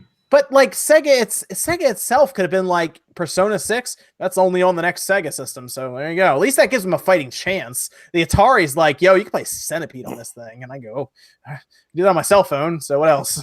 So, yeah, actually at this point, if Sega wanted to make I mean, obviously financially, I don't think they could, but if they actually have quite a number of IPs, I don't think it would be like crazy. I mean, if they were to actually make high quality, like, I mean, think about like Fantasy Star Online. I mean, Jet Grind. I mean, they got like Sonic. They got so much stuff. If they were smarter and did it right, you know, they could definitely do it. Like, I don't think out of the like being successful. Like they have the horses to do it. You know what I think about now and then, with how the market's going towards 4K, I often wonder if when we get to that point, if Sega could turn around and build a system cheap enough that could do visuals at 1080p that would be viable for them to get in with. That's something I've thought about now and then. I think they're doing too good. Well, I mean, I shouldn't say good, but I think they're happy with doing games now, you know, because now you're not just worried about you know, stressing over this hardware and stressing all over this. Like, look at the Shining Resonance that's coming out on all systems. It's like, great, we got 4 chances to make this successful on Xbox One, Switch, PS4, and Steam. So, you know, if you go back to the home console market, obviously you're not going to put your game on all the consoles, and if you do, what's the point of buying that console? So Sega, you know, even though, you know, they're like, you know, well respected, you know, Sega didn't do the console thing like right. No, they had too many consoles. I love Sega. Like 4 years, man. I love Sega, and Sega in Europe loves you, man. Yeah, they do.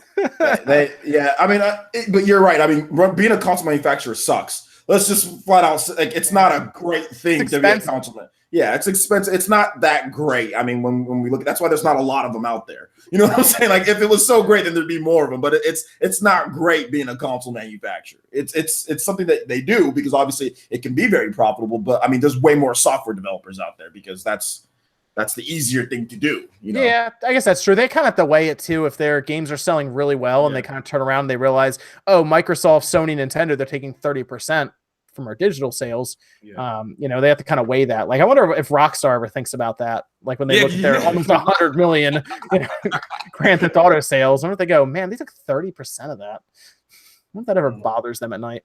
As they're sleeping in old beds.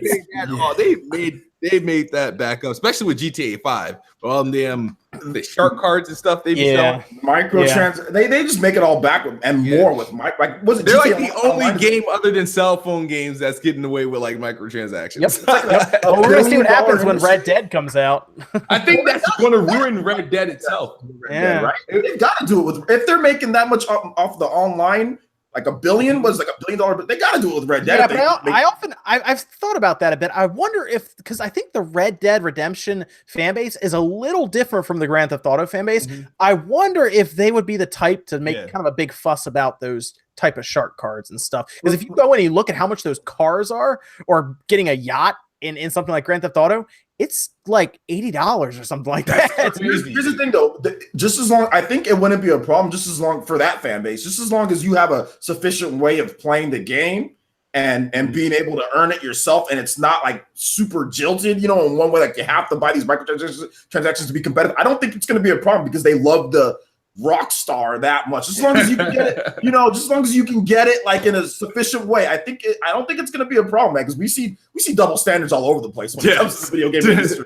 Like, it's insane what some companies can do, but other companies can't, when it comes to certain stuff. So it will be a double standard what people, microtransactions, but as long as they do it in the right way, I don't think it's going to be too much of a problem, Yeah. Okay. I gotcha. So we're gonna do some questions.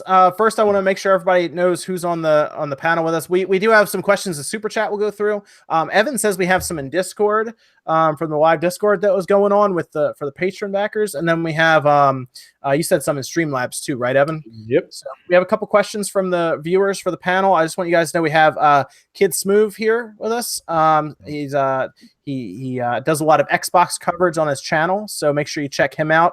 His link is going in the chat now. And then we have, of course, OJ from PlayerEssence as usual, reoccurring guest here. His link is also going in the chat now as well. Make sure you check him out for all kinds of, I would say Japanese and otaku and JRPG. Otaku-ish, Japanese, Nintendo, but yeah, like RPGs, action games, stuff like that, yeah. Okay, and then if you want to watch Sean yell about the Atari box, you can check him out, or Atari VCS, sorry. I noticed we missed, I know we're getting into the questions, but we missed a big story that at least one person is very excited about. Ikaruga on the Switch. Let's go. People. Come on, people. Let's go. Yeah, I'm excited about Ikaruga. I like Ikaruga. The crazy thing was, Nicalis, after they announced Ikaruga, they unearthed a tweet that they had made in it was like last year, like last July maybe, and it was they had asked a question of what shmups people wanted to see on the Switch, and I said Ikaruga, and they retweeted it when they announced it, and then showed me the link, and I was like, damn. Did I influence you? Like, what the fuck? You see, we might get a physical copy of Golf Story too, right? Yeah, but it's not Ikaruga. Dude, Golf Story is legit, man. Golf Story was my indie game of the year last year. Golf Story was awesome.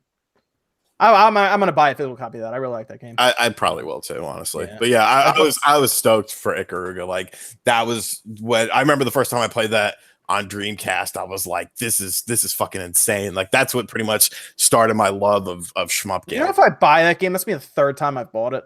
I mean, I've probably bought it more than 3 times. Can you buy Ikaruga enough? Can you? That's the question. Can you buy it enough? I got on the GameCube. I got it on the 360. Dreamcast. You didn't get on the Dreamcast. You didn't get on the Dreamcast. I didn't have it on the Dreamcast. No, actually, funny. I got the Dreamcast when it was apparently $50 on fire sale. I didn't know that though, because it was a Christmas present, and now I know my parents must have had a very cheap Christmas that year. So I got that, and then I got like 3 games, and I go back and look at some of the news articles from back then. Some of those games I got were like $5 a piece. So I don't know if they spent $80 on me that Christmas. Hey man, that's better than nothing. No, I know, it's just funny because I got a PS1, one of the little mini ones, and everything. I know they must have been getting some of their money back from the year before, because some of those PS1 games were not cheap back in the day. Oh yeah. But Tony Hawk Pro Skater 2, that was it right there. What were we saying, Sean? No, I'm good. Okay, cool. Yeah, so Ikaruga, it's coming out May 29th, right? Yep. All right. Yep. Cool. Do we have a price on that? Is it $40? $15. 15. Oh, I'm sorry. I was thinking of a possible physical copy. 15. Yeah, 15. I wish it was physical, but at this point, I mean, knowing Nicalis, it probably will end up being physical down the road, and fuck it, I'll buy it twice. I mean, it's a Ikaruga. Like, this is to buy RGT a razor cream for chest hair. Actually, no. Funny enough, we might have a sponsor to get rid of his chest hair soon. So don't worry about that. Don't worry about that one. That's going to be an interesting E3 segment. Oh man, at least YouTube lets us stream most stuff, so right. I don't think they'll shut us down for that. We'll just tell them it's for educational purposes. For educational purposes. I don't see what the issue would be. Man. That, you know what's gonna be great is if that's like the highest viewed stream on this channel. Is Sean shaving his chest hair. That's fine. Oh man, because we've had a lot of people watch before with some of those directs and E3 stuff, like 7,000 people. I'm gonna turn on the stream and it's gonna be like 12,000 people are watching Sean shave his chest hair. Yeah. Oh man.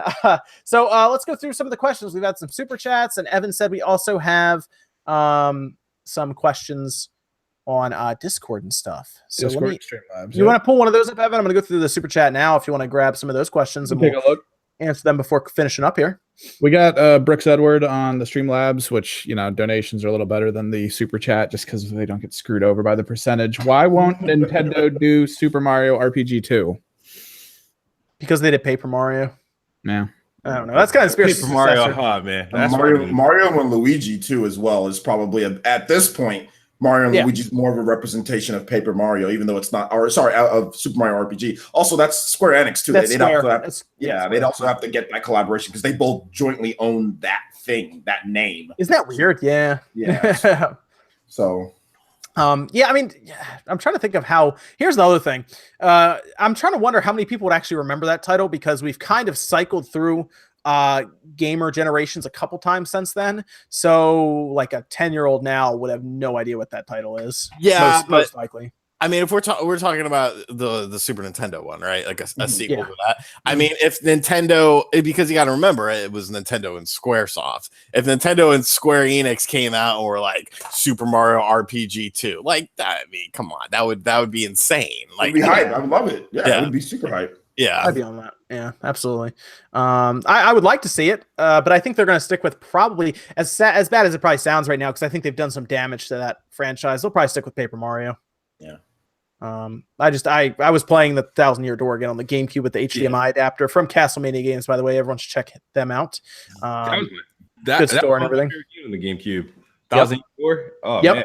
Yeah, there's a really cool HDMI adapter for the GameCube now that like makes it look really nice because it does progressive scan and it makes audio run through it and everything. It actually looks decent on the monitor, but I was playing that again when I was testing it, and it's awesome. That's my favorite Paper Mario game. Only second, of course. Well, I like the 64 version, but that one was like where they had like obvious pinnacle of that series. And of course, who was making it? Intelligent Systems. There. Yeah. So I would like to see them kind of go back to the roots with Paper Mario, not try all these weird things.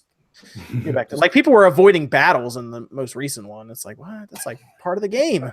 You don't level up in it or whatever. It's like you don't get anything from the battles. It's like oh man.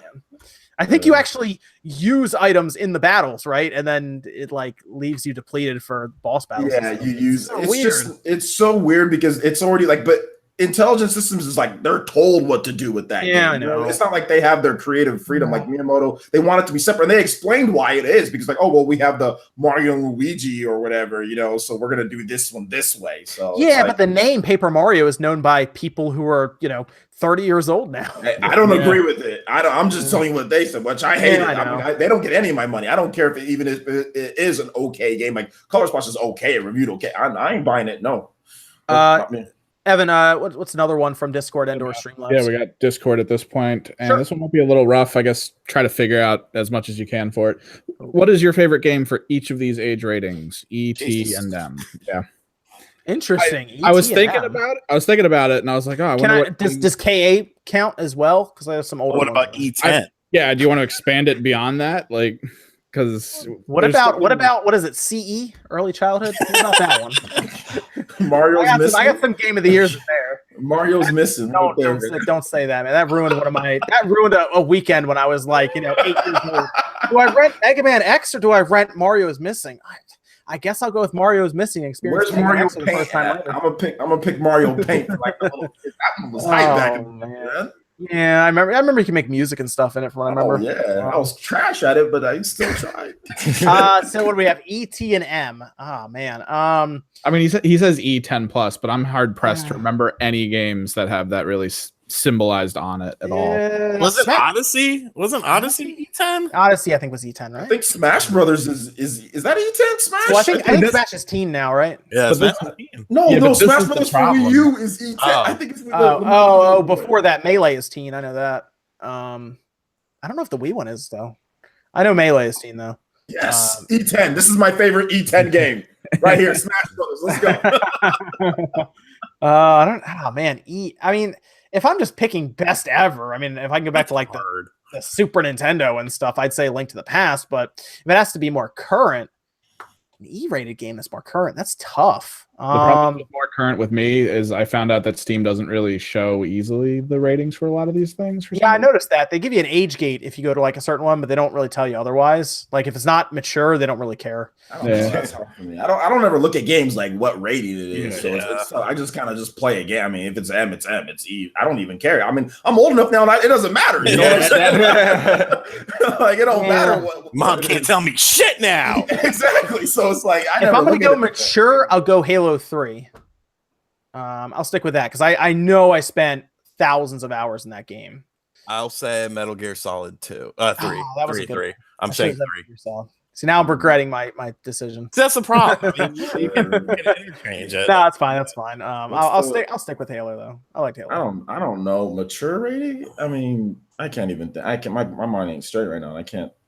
Maybe like Halo is. What was Halo 1? Halo, everything was mature up until recently, I think. Until recently, yeah. Oh wow. Halo 1 was probably one of my favorite mature rated games. One of my favorite mature rated games were, other than the obvious, were The Getaway.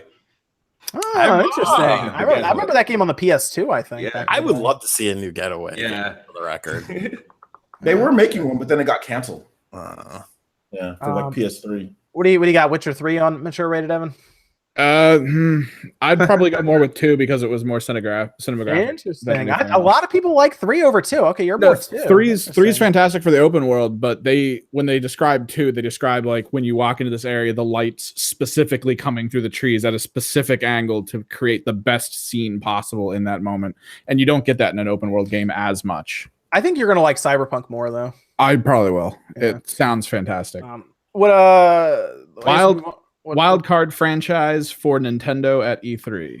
Wild card franchise. Ooh. Wild card, like any, like just random. I'd say Eternal Darkness could show up. That'd be cool. That'd be sweet. Wild card. Golden Sun would be the wild card. Man, they better do a Golden Sun, man. They better do that.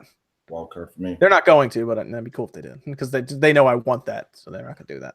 I'm hoping for Amiibo Festival 2. I think that's got good potential. Isn't that how much did that game sell? Wasn't it like 1,000 copies or something? If it sold more than one, this world is.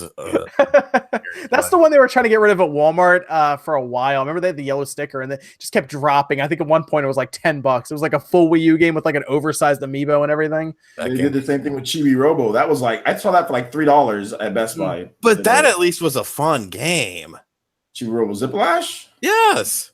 I thought it was. I remember reviewing it, and I had it wasn't great, but it was solid. It was decent. I didn't like what was the spin wheel mechanic? Wasn't there some stupid spin wheel mechanic? I don't know. I don't know. Pick a level or some shit. It was really really stupid, but everything else I thought was average. Okay. Serviceable. What else you guys? Anyone else weighing on that wild card Nintendo? Bayonetta 3, 2018. Oh, okay, that's interesting. I'd be all right with that. I still think it's gonna happen.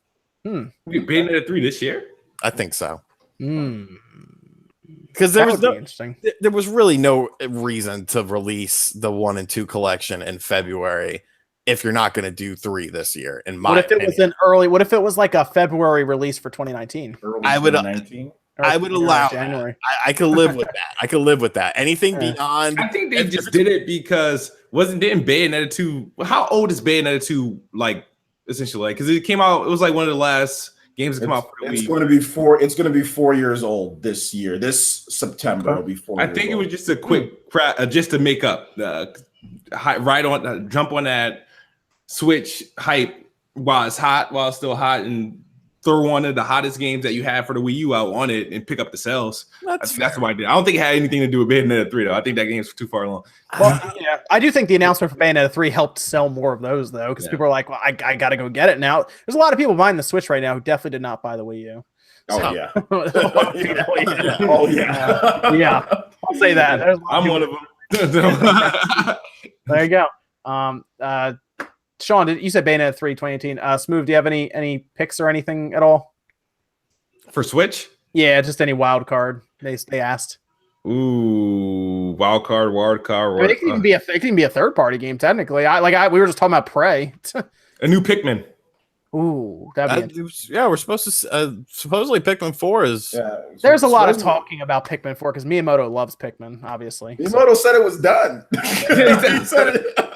We finished it like 3 years ago for the Wii U, but then I remembered we were trying to put it on the Wii U, so it'll be out eventually on not the Wii U. Switchify it. Pikmin 4 coming to the 3DS, and then that would be an interesting. I'd love to see that crowd shot when they show Pikmin 4 and then 3DS symbol just fades. All the 35 Pikmin fans are all upset online, all spamming comments. No, I'm joking. There's a lot. Fortnite's announced. Did they confirm Fortnite for the Switch? Not yet, but they might as well have when they put it on cell phones. Yeah. With crossplay. It would definitely have crossplay. Absolutely, it would have crossplay with consoles and cell phones. How interesting would that be? Yeah, dude. Yeah, well, that's gonna happen. Almost all consoles. PS4, yeah. Sony's doing their own thing, yeah. Which I guess they have the install size of all of them. Yeah, I mean, but they're like, our we have such an install size that our install size is still more than your guys' stuff put together. So yeah, that's why I've always said. I said the same thing with Sony. Like when people get mad, I'm like, stop getting mad. Like, stop crying over crossplay with a PS4. Like, just get it on whatever system you want. The only reason I could see why people would be upset is if they're younger and they don't have the means to buy them, but their friend has a PS4 and they have an Xbox. That's the time, because obviously we've all been kids where we can't go buy, I couldn't go buy the GameCube or whatever. I had to wait for Christmas and my friend has an Xbox or something different then, because there wasn't like the online at the time. But that's stupid kids. But crossplay isn't like something that they have to include. It's not like I said like you signed up for on a system. It's like for crossplay. That's just something that the developer wants to do it. They do it. If they don't, there's tons of games without crossplay. Sean, even Doc Trey is in the chat talking about your chest hair, man. I know. I just saw him. I told him don't be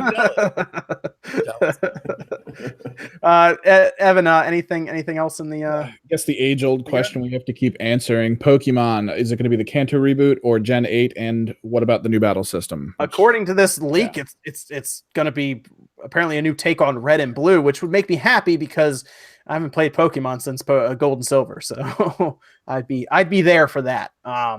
But it's easy to cash in, I think, on that nostalgia, because the Pokemon crowd will buy it just because it's Pokemon, but they could technically pull in people like me who don't know much past the what are they on? How many Pokemon are there now? 700 something. Oh my gosh! Okay, I'm in trouble. I don't know anything past like 250. I'm in trouble. I know some of the covers though. Like I see them on the cover. I'm like, all right, I think I know that one, but I'm gonna be lost, man. I'm gonna be lost. This is my first stream is definitely gonna be called "Old Man Attempts to Play Pokemon." That's really gonna be. They'll know what they're tuning in for. That's a good title. I actually like it. Yeah.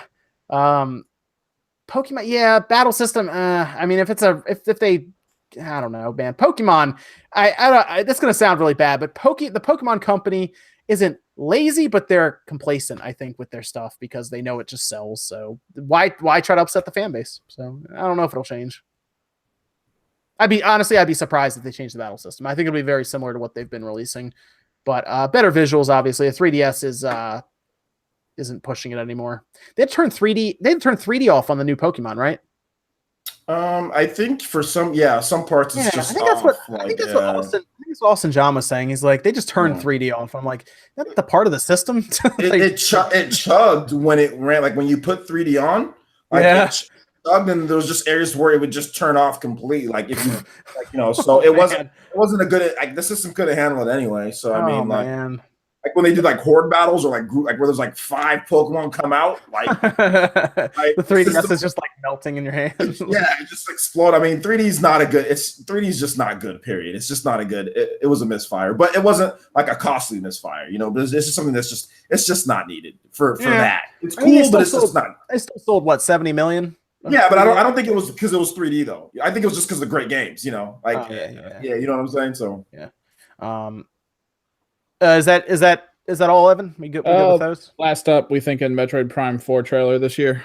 Yeah. Yes. Yeah. There's gonna be one of E3. Yeah, they have to give us something at this point. All we know is a logo right now. So, and honestly, there's a lot of people who are just in general just excited for it. So, you got to stem the tide a little bit. I mean, how far past the trailer do you think they're going to go? Is it just going to be like gameplay, or are they going to go like, this is our multiplayer side of it? I feel like it's just going to be cinematic, show us something about what's going on in the story. Probably. I think you'll see in game.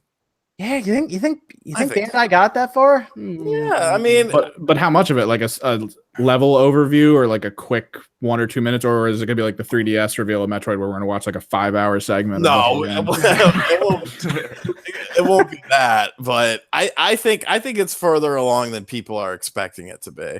I mean, they got the people from the Star Wars game, right? 1313 or whatever. Yeah. Was it 13? Well, the latest on that is that it's some of them working on it, then also with the team Bandai Namco. So it's a little bit of a joint collaboration type of deal. The only reason you do that is if you do want to accelerate the, right? Get it moving. So maybe. I mean, if Bandai Namco's on it, it's moving. Yeah. If you believe that, then it's definitely moving. They are pretty efficient when it comes to working with Nintendo, whether it's Pokken or whether it's Smash Bros. I mean, the fact that they got Smash Brothers done so quickly was pretty, on the Wii U and on the 3DS. That was probably the most impressive thing, was for them to get both of those games done. And that's probably why they got needed their help, was to make sure it got all done. For the 3DS and the Wii U. They got the resources. Bandai Namco's huge. They're gigantic. Which it makes you wonder what their why they would call them in for Metroid. Maybe because the online or the multiplayer is what I'm thinking. They need someone that can develop 3D HD games. They can't fiddle around with Nintendo struggling on like what do we do with Metroid? I mean, I know Retro could probably do it, but Retro, they could do it, but I don't know if they have the manpower to do it the way that we like to hope that they've earned their own shot at an original IP or something. So that's interesting, but we like to hope that's what they're doing. I mean, plus you have to look at the Metroid Primes that Retro did. Prime 1, 2, and 3. All they weren't HD. The last one they did was on the Wii, which was essentially a GameCube. So I think it's better. Like, I don't doubt that Retro wouldn't do a fantastic job with it, but I think it's better to have a company that's, been developing games on, next gen platforms, since the gen began, than Retro, who would probably take a hell of a lot longer to figure out. They just take too long. Yeah, that's my only issue. Is like they don't have enough developers and they just take too long. And there's been a lot of movements and like a little bit of unsettling movements with their teams, like people leaving a lot. Like a lot of the guys that worked on Metroid, the original Metroid, aren't even there. A lot of the key guys. So that'd be my only problem. I think maybe that's the ultimate reason why it was yanked from them. And they're probably doing something else, is because they just wouldn't be able to get it done like in an efficient manner. I mean, they take too long with their games as it is. Real quick, Retro is at E3, I assume, right? Yeah, I would hope so. It's been 4 years. It's been 4 years. Yeah. Gotta have something going on. Yeah. Let's. Is that it, Evan? That's it for that type of stuff. Okay, cool. So we gotta go through these super chats. We'll go through them kind of rapid fire to get everybody out of here before 11. Let's go with El Comanche. Says, love all your guys' stuff. Honor to support you guys. Thank you. RGT85, that was the ecstasy question that we already covered. Sean covered that in full. Laser Disc Man asked, which portable revision offered the best library? Game Boy Advance SP, DS Lite, or new 3DS? I'm going to actually have to separate this a bit and say you have to go by just the 3DS library and just the DS library. You can't say, well, the 3DS plays DS games, so that's the case. Offer the best library. Okay, so basically Game Boy Advance versus DS versus 3DS, essentially. Is it library they have access to, or just overall library? Because if it's Nintendo only putting it out, they're going to have to only put out their titles. Just the library in general, it says. Just the whole library. Basically Game Boy Advance versus DS versus 3DS. DS. Probably, yeah. I'm gonna say DS as well. Yeah, there were so many DS games. Yeah, especially if they dip into the Japanese market and just like pull out all those like fan done translations. They're just like, here you go. The Game Boy Advance had a lot of games too, though. Yeah, it did. I mean, it had Metroid, it had Golden Sun, it had Pokemons, it had Mega Man Zero. It had it had so many good games. Battle Network. Oh man. That's tough. You know what? I'm changing to Game Boy Advance. I'm going against the grain here. I'm going Game Boy Advance. I mean, that's fine. DS had the Castlevania trilogy, so I'm going to go with the DS, man. It did. I mean, Game Boy Advance had some Castlevania games too. But it didn't have Order of Ecclesia. Or Dawn of Sorrow. It had actually the Dawn of Sorrow, that's like a port from the one on the GBA that they did. But it's better. It's much better. That's probably my favorite Metroidvania is Dawn of Sorrow. I have played and beat that game multiple times, 100%ed it. I have a strategy guide for it. Like, who the fuck buys a strategy guide? Me. That's who. The guy on ecstasy. I mean, what do you think? Smooth? What are you between? Game Boy Advance. All right, now see, he's with me on this one. I'm sorry. It's just too many. I guess partially. I mean, I didn't own a 3DS, and maybe I was slight jealous of his popularity. But the Game Boy Advance, though, boy, those some memories there, dude. Oh yeah, there's just a lot of games to pick from. The 3DS had some good games too, though. I guess I shouldn't completely forget about that. But it also had the DS library, which is nice too, though. Yeah, and the DS is that in between that I keep forgetting about. Yeah, DS had a lot of games, and the DS Lite could play, and the DS Lite could play the Game Boy Advance games too, which was nice. Jerry, I guess maybe correction. Jerry Totten says the Wii got Just Dance 2018, not Wii U. The Wii. Yes, he's right. Oh, interesting. Huh. Wow, that's weird. Wonder why that is. It's the Wii, man. Okay. I mean, the Wii has that, I guess, that 100 million install base. So because you can play Wii games on Wii U, and it's cheaper for them just to not even do it. And then you can just play on your Wii, you know. Wow. Or you can just play the game on your Wii U. So wow, the Wii U was a bad system. Every time I think about it, it gets worse. They're like, now we're putting this on the Wii. It's like, but it's 28. Nope, the Wii. Okay. Have you? Will McConnell says, have you tested Switch Pro Controller on Steam yet? I have. It works fine, and the gyro controls work as well. So if you like the Switch Pro Controller and you have a PC that you want to use it with, it works great. It works fine. Battery life is decent too. I haven't had to charge my Switch Pro Controller in a while though, because I think that battery is like 30-40 hours. So. Here, quick sidebar. Someone posted the last posted review on Just Dance 2018 for the Wii on Amazon was posted 2 days ago. There are tons of reviews on here from April 2018. And I mean, think about that, dude. I bet you they made actually a decent amount of money from that game if you think about it. Just because there were still, believe it or not, people to come into the store as early as last year that still played their Wii regularly. Daniel Gompart gave it 5 stars on April 27th. His goddaughter loved it. Wow. How much is that game? It's like $33. What? You know, man, back in the day when me and my girlfriend, when we first met, we used to play like Michael Jackson, The Experience, and those games. So it was fun. That's Michael. That's different. That's not. I have that on the 3DS, man. I love that fucking game. Experience is a fantastic. It actually sucks. Like it's but with the music. Yeah, exactly. That's the only reason I wanted it. Yeah, but the controls are trash. Yeah. But the music's great. Is that who makes? Is that Ubisoft? Yeah, isn't that Ubisoft? Yeah. Wow. They made a ton of money off the Michael Jackson The Experience, man. They made that game sold a lot. I just bought Michael Jackson's Moonwalker on the Master System for $40 off eBay because I have problems. Why? I don't know. You're about to cover that. You go ahead. Just say it. Say it. What? Business write-off, isn't it? Yeah, of course it's a write-off. First and foremost, that is a write-off. I can't wait to watch you explain that to the person in H&R Block next year. I made a video on it. I talked about it in a video. It's essential for a video. Oh, man.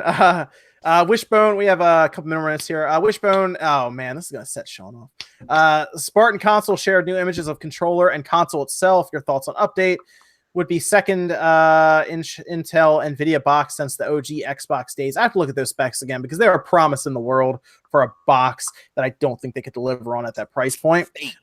Smooth, as you haven't heard, people are trying to bring back Sega. They're trying to build a system. They're trying to get Sega to sign off on it so people to basically sell a game console again under Sega's name. They're naming it the Spartan console. And they've been working on this thing for a while now, it seems, and their updates are hit or miss. I haven't looked at the update, Wishbone. I will take a look at it though and see what's going on. But I'll just tell you, I wouldn't get your hopes up for it. It's people with a change.org petition and a graphics program to design a controller. I'm not even kidding. I'm 100% serious. Like, they do like renders of a controller, and there's nothing more to it than that. Is the CEO Chris Chan? The CEO is Chris Chan. I think Chris Chan would have more respectability. The guy, no, I actually know the guys. The guy's name is like Birdie, or so it's Bertie, and no, wait, Birdie from like the Street was a Final Fight. Street Fighter Birdie. What? I swear the guy's name is Birdie. Wishbone, I will check that out, Wishbone. I'm in the group that supports that system, and every time they post a new thing, I just put a little frowny face on it on Facebook because I'm like, this is so stupid. Man. Callaway 0203 says best news wave ever. All right. I don't know which one, but thank you. I appreciate it. I'm just going to say all of them. So thank you. Of course, Callaway again, trying to make sure Sean gets a razor and cream for his chest hair, which I told you, we're getting a sponsor lined up for that, man. That's going to be a video, or actually it's going to be live streamed. Very professional stream, by the way. Yes. This is from Brooks, says Street Fighter 30th thoughts versus remix and upgrade of Street Fighter 2. You more than the most, RGT, since you're a big Street Fighter guy. I'm not as much, but Sean. What was the question? Street Fighter, I assume the 30th anniversary thoughts, right? Versus the remix and upgrade of Street Fighter 2. Okay, so I guess they're saying the 30th anniversary collection versus the Super Street Fighter 2 remix that came out on PS3 and Xbox 360, and then Ultra Street Fighter 2. I'm guessing. Yeah, that's what I'm gonna assume. Yeah. Obviously, the 30th anniversary edition is the better value. Yeah. I mean, there's no ifs, ands, or buts about it. I think both of those games were fine for the time that they came out. Was Ultra Street Fighter 2 the Final Challengers overpriced? Yeah, it probably was, but I bought it. A lot of people bought it. We had a lot of fun with it. So really, at the end of the day, that's all that matters. But yeah, 30th anniversary is just, I mean, you're getting 12 games on it. 4 of them have online artwork, sprite viewer, soundtracks. Like, I am so stoked on that at the end of this month. Okay, fair enough. Yeah, that's what day is that? That's like third week or something, or it's the end of. I want to say it's the same. Holy shit! I think it's the same day as Ikaruga. 29th? Is it May 29th? Yeah. Oh wow! Dude, I'm gonna have to stock up on supplies. I can't. There's also Fallen Legion for me. Fallen Legion Rise to Glory, which is like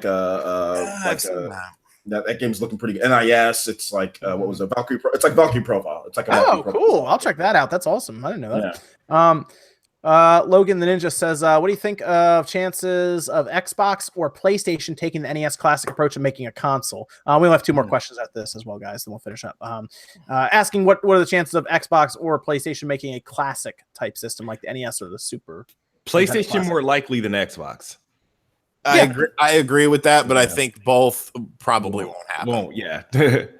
A little tiny PS1 or PS2. That'd be awesome. PS1 would be awesome, man. It would be cool, but you got to remember a lot of the best games on those systems, a lot of the memorable games were third-party games. Final Fantasy VII, Metal Gear Solid, Crash Bandicoot is no longer a first-party thing anymore. It's they can do it though. They can do it. They can afford it, but would they do it is a real question. The PS2 might be easier because they had like Jack and Daxter, right? And Jack and Daxter, Sly Cooper. Yeah. Like that, the PS1 is definitely they definitely had to coax some third parties in with their CDs that they were using. They were a little better, I think, in the PS2 days for first party. That's why it's so funny how many people look at Crash Bandicoot as a PlayStation IP when it's not at all anymore. Sakon 10, I believe, commenting on our Pokemon talk, they're saying the battle system can't change because of VGC. But I mean, that's VGC. Isn't that the tournament thing? Oh, is it? Oh, okay, that makes sense. Video game championships. Yeah, I guess they're concerned about that. I mean, I feel like they would just make a specific category for it, right? But they've already made a lot of changes that piss people off before. I mean, like items, like a lot of people, like you have items like you can't one hit kill someone. Like a focus sash. That's the crappiest item ever. And like they allow that. I hate that item, and that could be the win or loss. Stupid focus sash. So there's that. Yeah, and I mean they're a business. They don't bend to the will of the tournaments. They can make the tournaments bend to their will. So it's exactly. I mean, no matter what they do with Pokemon, they're gonna make people mad. Like no matter what I mean, it's kind of the way it is with most games, right? Or anything in general. Like, I hate this. I go spend money on it. Hey Sean, I kind of put you on the spot last time. Can you see if any of your people or anyone are streaming that we can do a raid for? Got Jesse streaming Breath of the Wild. Oh, there you go. You want to?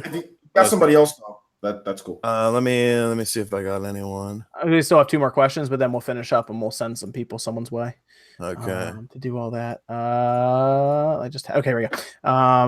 There's a battle system, and I mean, I'm fine with the battle system changing. Honestly, I would love to see people get concerned about this kind of stuff. I kind of like to see how many people were concerned about God of War when we heard there was no jump button. I was. And then it comes out, and it's outstanding. So I'm fine. Honestly, I didn't really have any concerns about God of War because I had low expectations because Kratos as a character was not very good leading up to this. So I wasn't really expecting a massive change, and they blew me away with it. So I'm super happy with it. But change is scary for some people, I think, and I'm fine with it. I would love to see it. They were always behind, in my opinion, to Devil May Cry and Bayonetta anyway with God of War. So if they wanted to change it, go ahead and change it. You weren't as good as those games anyway. Like you weren't as good as the other action games in the same genre. So just go ahead and change it. They made they made a ridiculous game, so I'm really happy about that. Let's see. Dan Miller, last one, says, if Microsoft and Nintendo are in bed together, what if Microsoft put a virtual console app on the Switch with 360 and original Xbox games? I don't think they would do that, but I don't know if Nintendo would allow that. Nintendo is just so protect. I mean, you got Sega putting stuff on there back in the 90s. If you told me Sega was going to release stuff on a Nintendo platform, I'd laugh at you straight up. So, I mean, you never know, but the only difference, I guess, is that Microsoft has a system that they technically are competing with Nintendo over. Man, I don't know. I think if anything, you'll see Microsoft maybe even lend an IP to them. Maybe. Why though? That makes it. Microsoft need an IP lended. Like, I think the services, because of mostly because of the Japanese audience. Like, lend something that's more towards the Japanese audience, and then collect a royalty on it, because it would sell fairly well in Japan. If it's like, look at like Jet Grind Radio. Or Jet Set Radio Future or something. Maybe the Pinata Revival or something. I'm thinking of Blue Dragon, maybe. They could put Blue Dragon over there. I'm thinking of like a Japanese IP that they could take advantage of Nintendo's install base there, whereas they're trying to get to 100,000 units. Nintendo's trying to get to almost 5 million units now in this short of a time. Wouldn't that piss people off if Blue Dragon was like on the Switch instead of like? Oh, do you mean a dual release? Do you mean Switch and Xbox? What if it was only in Japan? Yeah, that limits your sales too, though. Then, right? If you're gonna it didn't stop Square.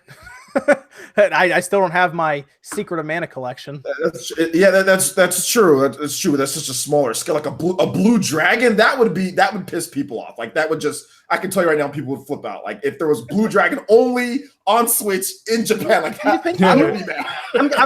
I'm curious how many people on the Xbox would care that much, though. No, in this day and age, yes. You know how many people really? make a bigger deal out of it? Like, mean, but I'm not talking about like the vocal amount online, because as we've seen several times, that's usually the vocal minority. I'm thinking more of the people who would walk into a store and don't even know about Japanese sales charts. Most people wouldn't care. I guess most Xbox fans won't care, but the passionate fan base, I mean, come on, Smooth. You want another Blue Dragon or Lost Odyssey, right? Yeah, I mean, it'll be nice to see. But I want that. Lost Odyssey is one of my top 10 favorite games of all time. I want another Lost Odyssey. In fact, when they talked about another Xbox games at E3, and they kind of talked about Phil Spencer talked about Japanese a JRPG on the E3 stage, I was like, he better be talking about Lost Odyssey. Exactly. I want Lost Odyssey. That is the greatest, in my opinion, greatest Xbox 360 game is Lost Odyssey. You see, this is phenomenal. Funny. I love that game, and I would recommend that to people, and they would come back. Like when I worked at the store a while ago, like a long time ago, they would come back and they'd be like, this game has a lot of reading in it. I'm like, what? Well, what? It's great. It's awesome. Yes, but the stories are amazing. Like it's so. If you haven't played Lost Odyssey, guys, it's so good. You can get it on Xbox. You can just get the first disc, and you just put the first disc in on your Xbox One, and you can play the whole game off that first disc. You don't have to switch discs, even if you can't find it, I believe it's for sale on the marketplace too. If you can't find it, but like it's a worth a play. It's such a good game, and I loved it because it's not like it sounds bad the way I say this. It's not like a happy game. It's a very depressing game actually if you start playing it, because the stories essentially you learn very quickly. The set characters are immortal for whatever reason, which you learn in the game, and a lot of the stories center around them realizing they're immortal, but their friends are not. And they go through, they see entire people's lifespans. They talk about how they really like this person in the stories. I got goosebumps. Yeah, see, eventually their friend had to pass away, and then they had to move on with their life. It's like, man, and then they basically they don't deal with their own mortality because they're immortal, and it's everyone around. They don't understand essentially, and it's such a good game. The stories and what happens to people in the stories, throughout the lifespan of the main characters, just incredible. Like the jail story. I don't know, you remember that one? Yeah. Look at even Shuni11 in the chat saying the opening is legendary. The opening is great because it was a Kime just sit there and just let him get destroyed by the stuff, but he's immortal, so it doesn't matter. It's that amazing. Battlefield scene where he's just going through and he knows I'm going to destroy everyone here. I'm going to be the only one surviving, and that sets the tone. Like everyone's dead, but like him, or everyone's pretty much gone, but him. He's just standing there, So man, I would love to see that done again by Microsoft. Them just kind of Lost Odyssey 2. Dude, if they just announce a new Lost Odyssey at E3, man, I'm in. That's as good as Fire Emblem to me. Yeah. And I don't say that very often, guys. It's just about as good as Fire Emblem. Yeah. To me. Somebody saying, "Wow, it's a 4-disc game." Yeah, it's a long game. My buddy got to the start of disc 4, and like something happened, and like he lost his game. And I remember we used to split a place together, and I'd always be like, "Yo, you gonna start up Lost Odyssey again?" He'd be like, "No." I'm like, "Oh, you got no time for Kime, no time for Kime," and he'd be like, "Shut up, we're not talking about it." Do you see this guy Johnny Moto in the chat saying like the video? What? This is absolutely ridiculous. That's disgusting. I didn't think we'd get the 500 likes, and I still don't think we will. But people starting little riots in the chat about liking the video. Nobody, you better not like this video. If it gets to 500, man, I'm not gonna be happy. I think that's it. That's all the questions. Let me just refresh just to make sure. I don't want to leave anybody out in the cold on that. Yep, that's it. Need somebody to raid. I got that one and that one. Okay, so is that Nintendo Kate again? Yeah. Oh, that's cool. That's cool. They actually were really happy when like 100 something you guys crashed in their stream, and they're really happy about it. So they're very friendly people. They're probably like the nicest people I've met in my entire life. We got Danny from Nintendo Kate, and then of course Jesse, Game Over Jesse. So you can check out whoever you want. Just let them know. Spawn sent. It's Jesse Mercury. I'm sorry. Jesse Mercury. Yeah. I'm sorry. I messed that one up. So make sure you go by, say hi and everything. Say how's it going, and just let them know Spawn sent you and everything.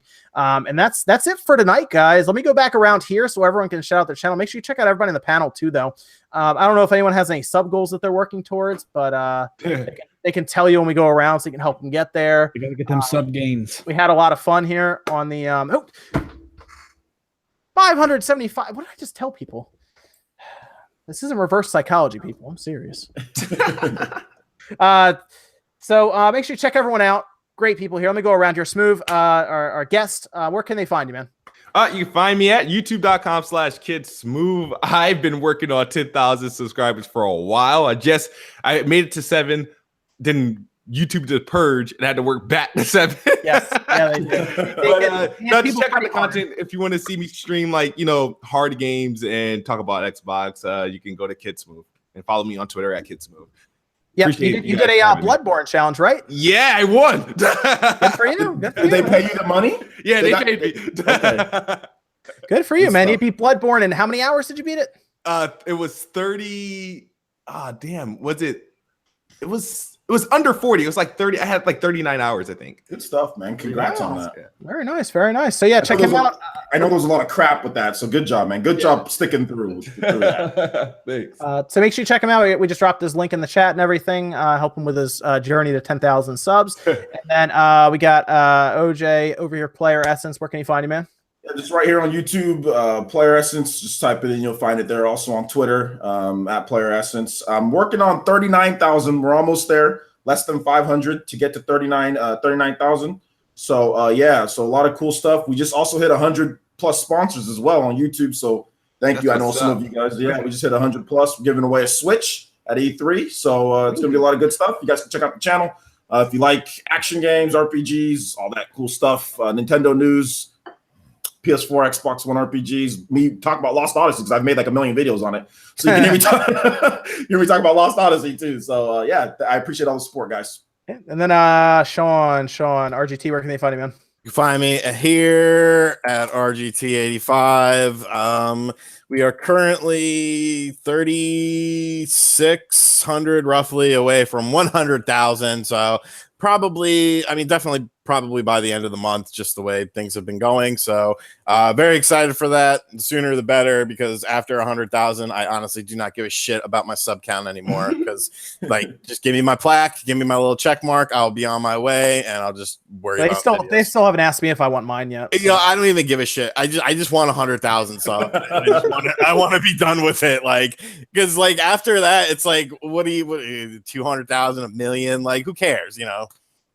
Yeah. So that's that comment from Doka78 was pretty funny. All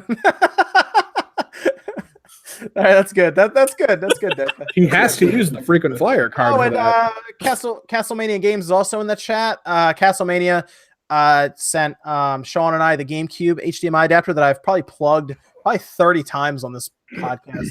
It's in series, and on Twitter and everything. You got to check them out. There's a good shop there, sell everything, and I think they even had a discount code at one point. Castlemania, if you have a discount code or something, you could drop it in the chat also, just in case people are curious. Or if we have the link to the shop there, we can drop it in as well. GameCube adapter. The box is sweet because it looks like a mini GameCube. So, yeah, Wood was a little busy tonight. He was out, I think, family stuff and everything, but he did want to be here. So maybe next week we'll get Wood on here. Do we have? I gotta drop more of the links. We had a couple people. I don't think anyone really saw the link as much. First link will be Danny from Nintendo Cade that I'm put. Oh, wait, hang on, let me get this going properly. I'm just dropping links everywhere. No matter. There's Castlemania Games link too. RGT Cares 10% off. There you go. Or Spawn, you get 10% off. Spawn. It's just Spawn. I just have just Spawn. Yeah, that's awesome. Yeah, that's fine. Yeah, you can type in Spawn, get 10% off. So make sure you guys check out all those links and everything. Go hit the like button on everybody else's videos. Not here though. Don't hit the like button. 605. Gosh, this is the worst night of my life. All right, so we'll call it there. Go. Thanks so much, guys. Patreon will have this up in the next 5 minutes, I think, from Evan, whenever it's done.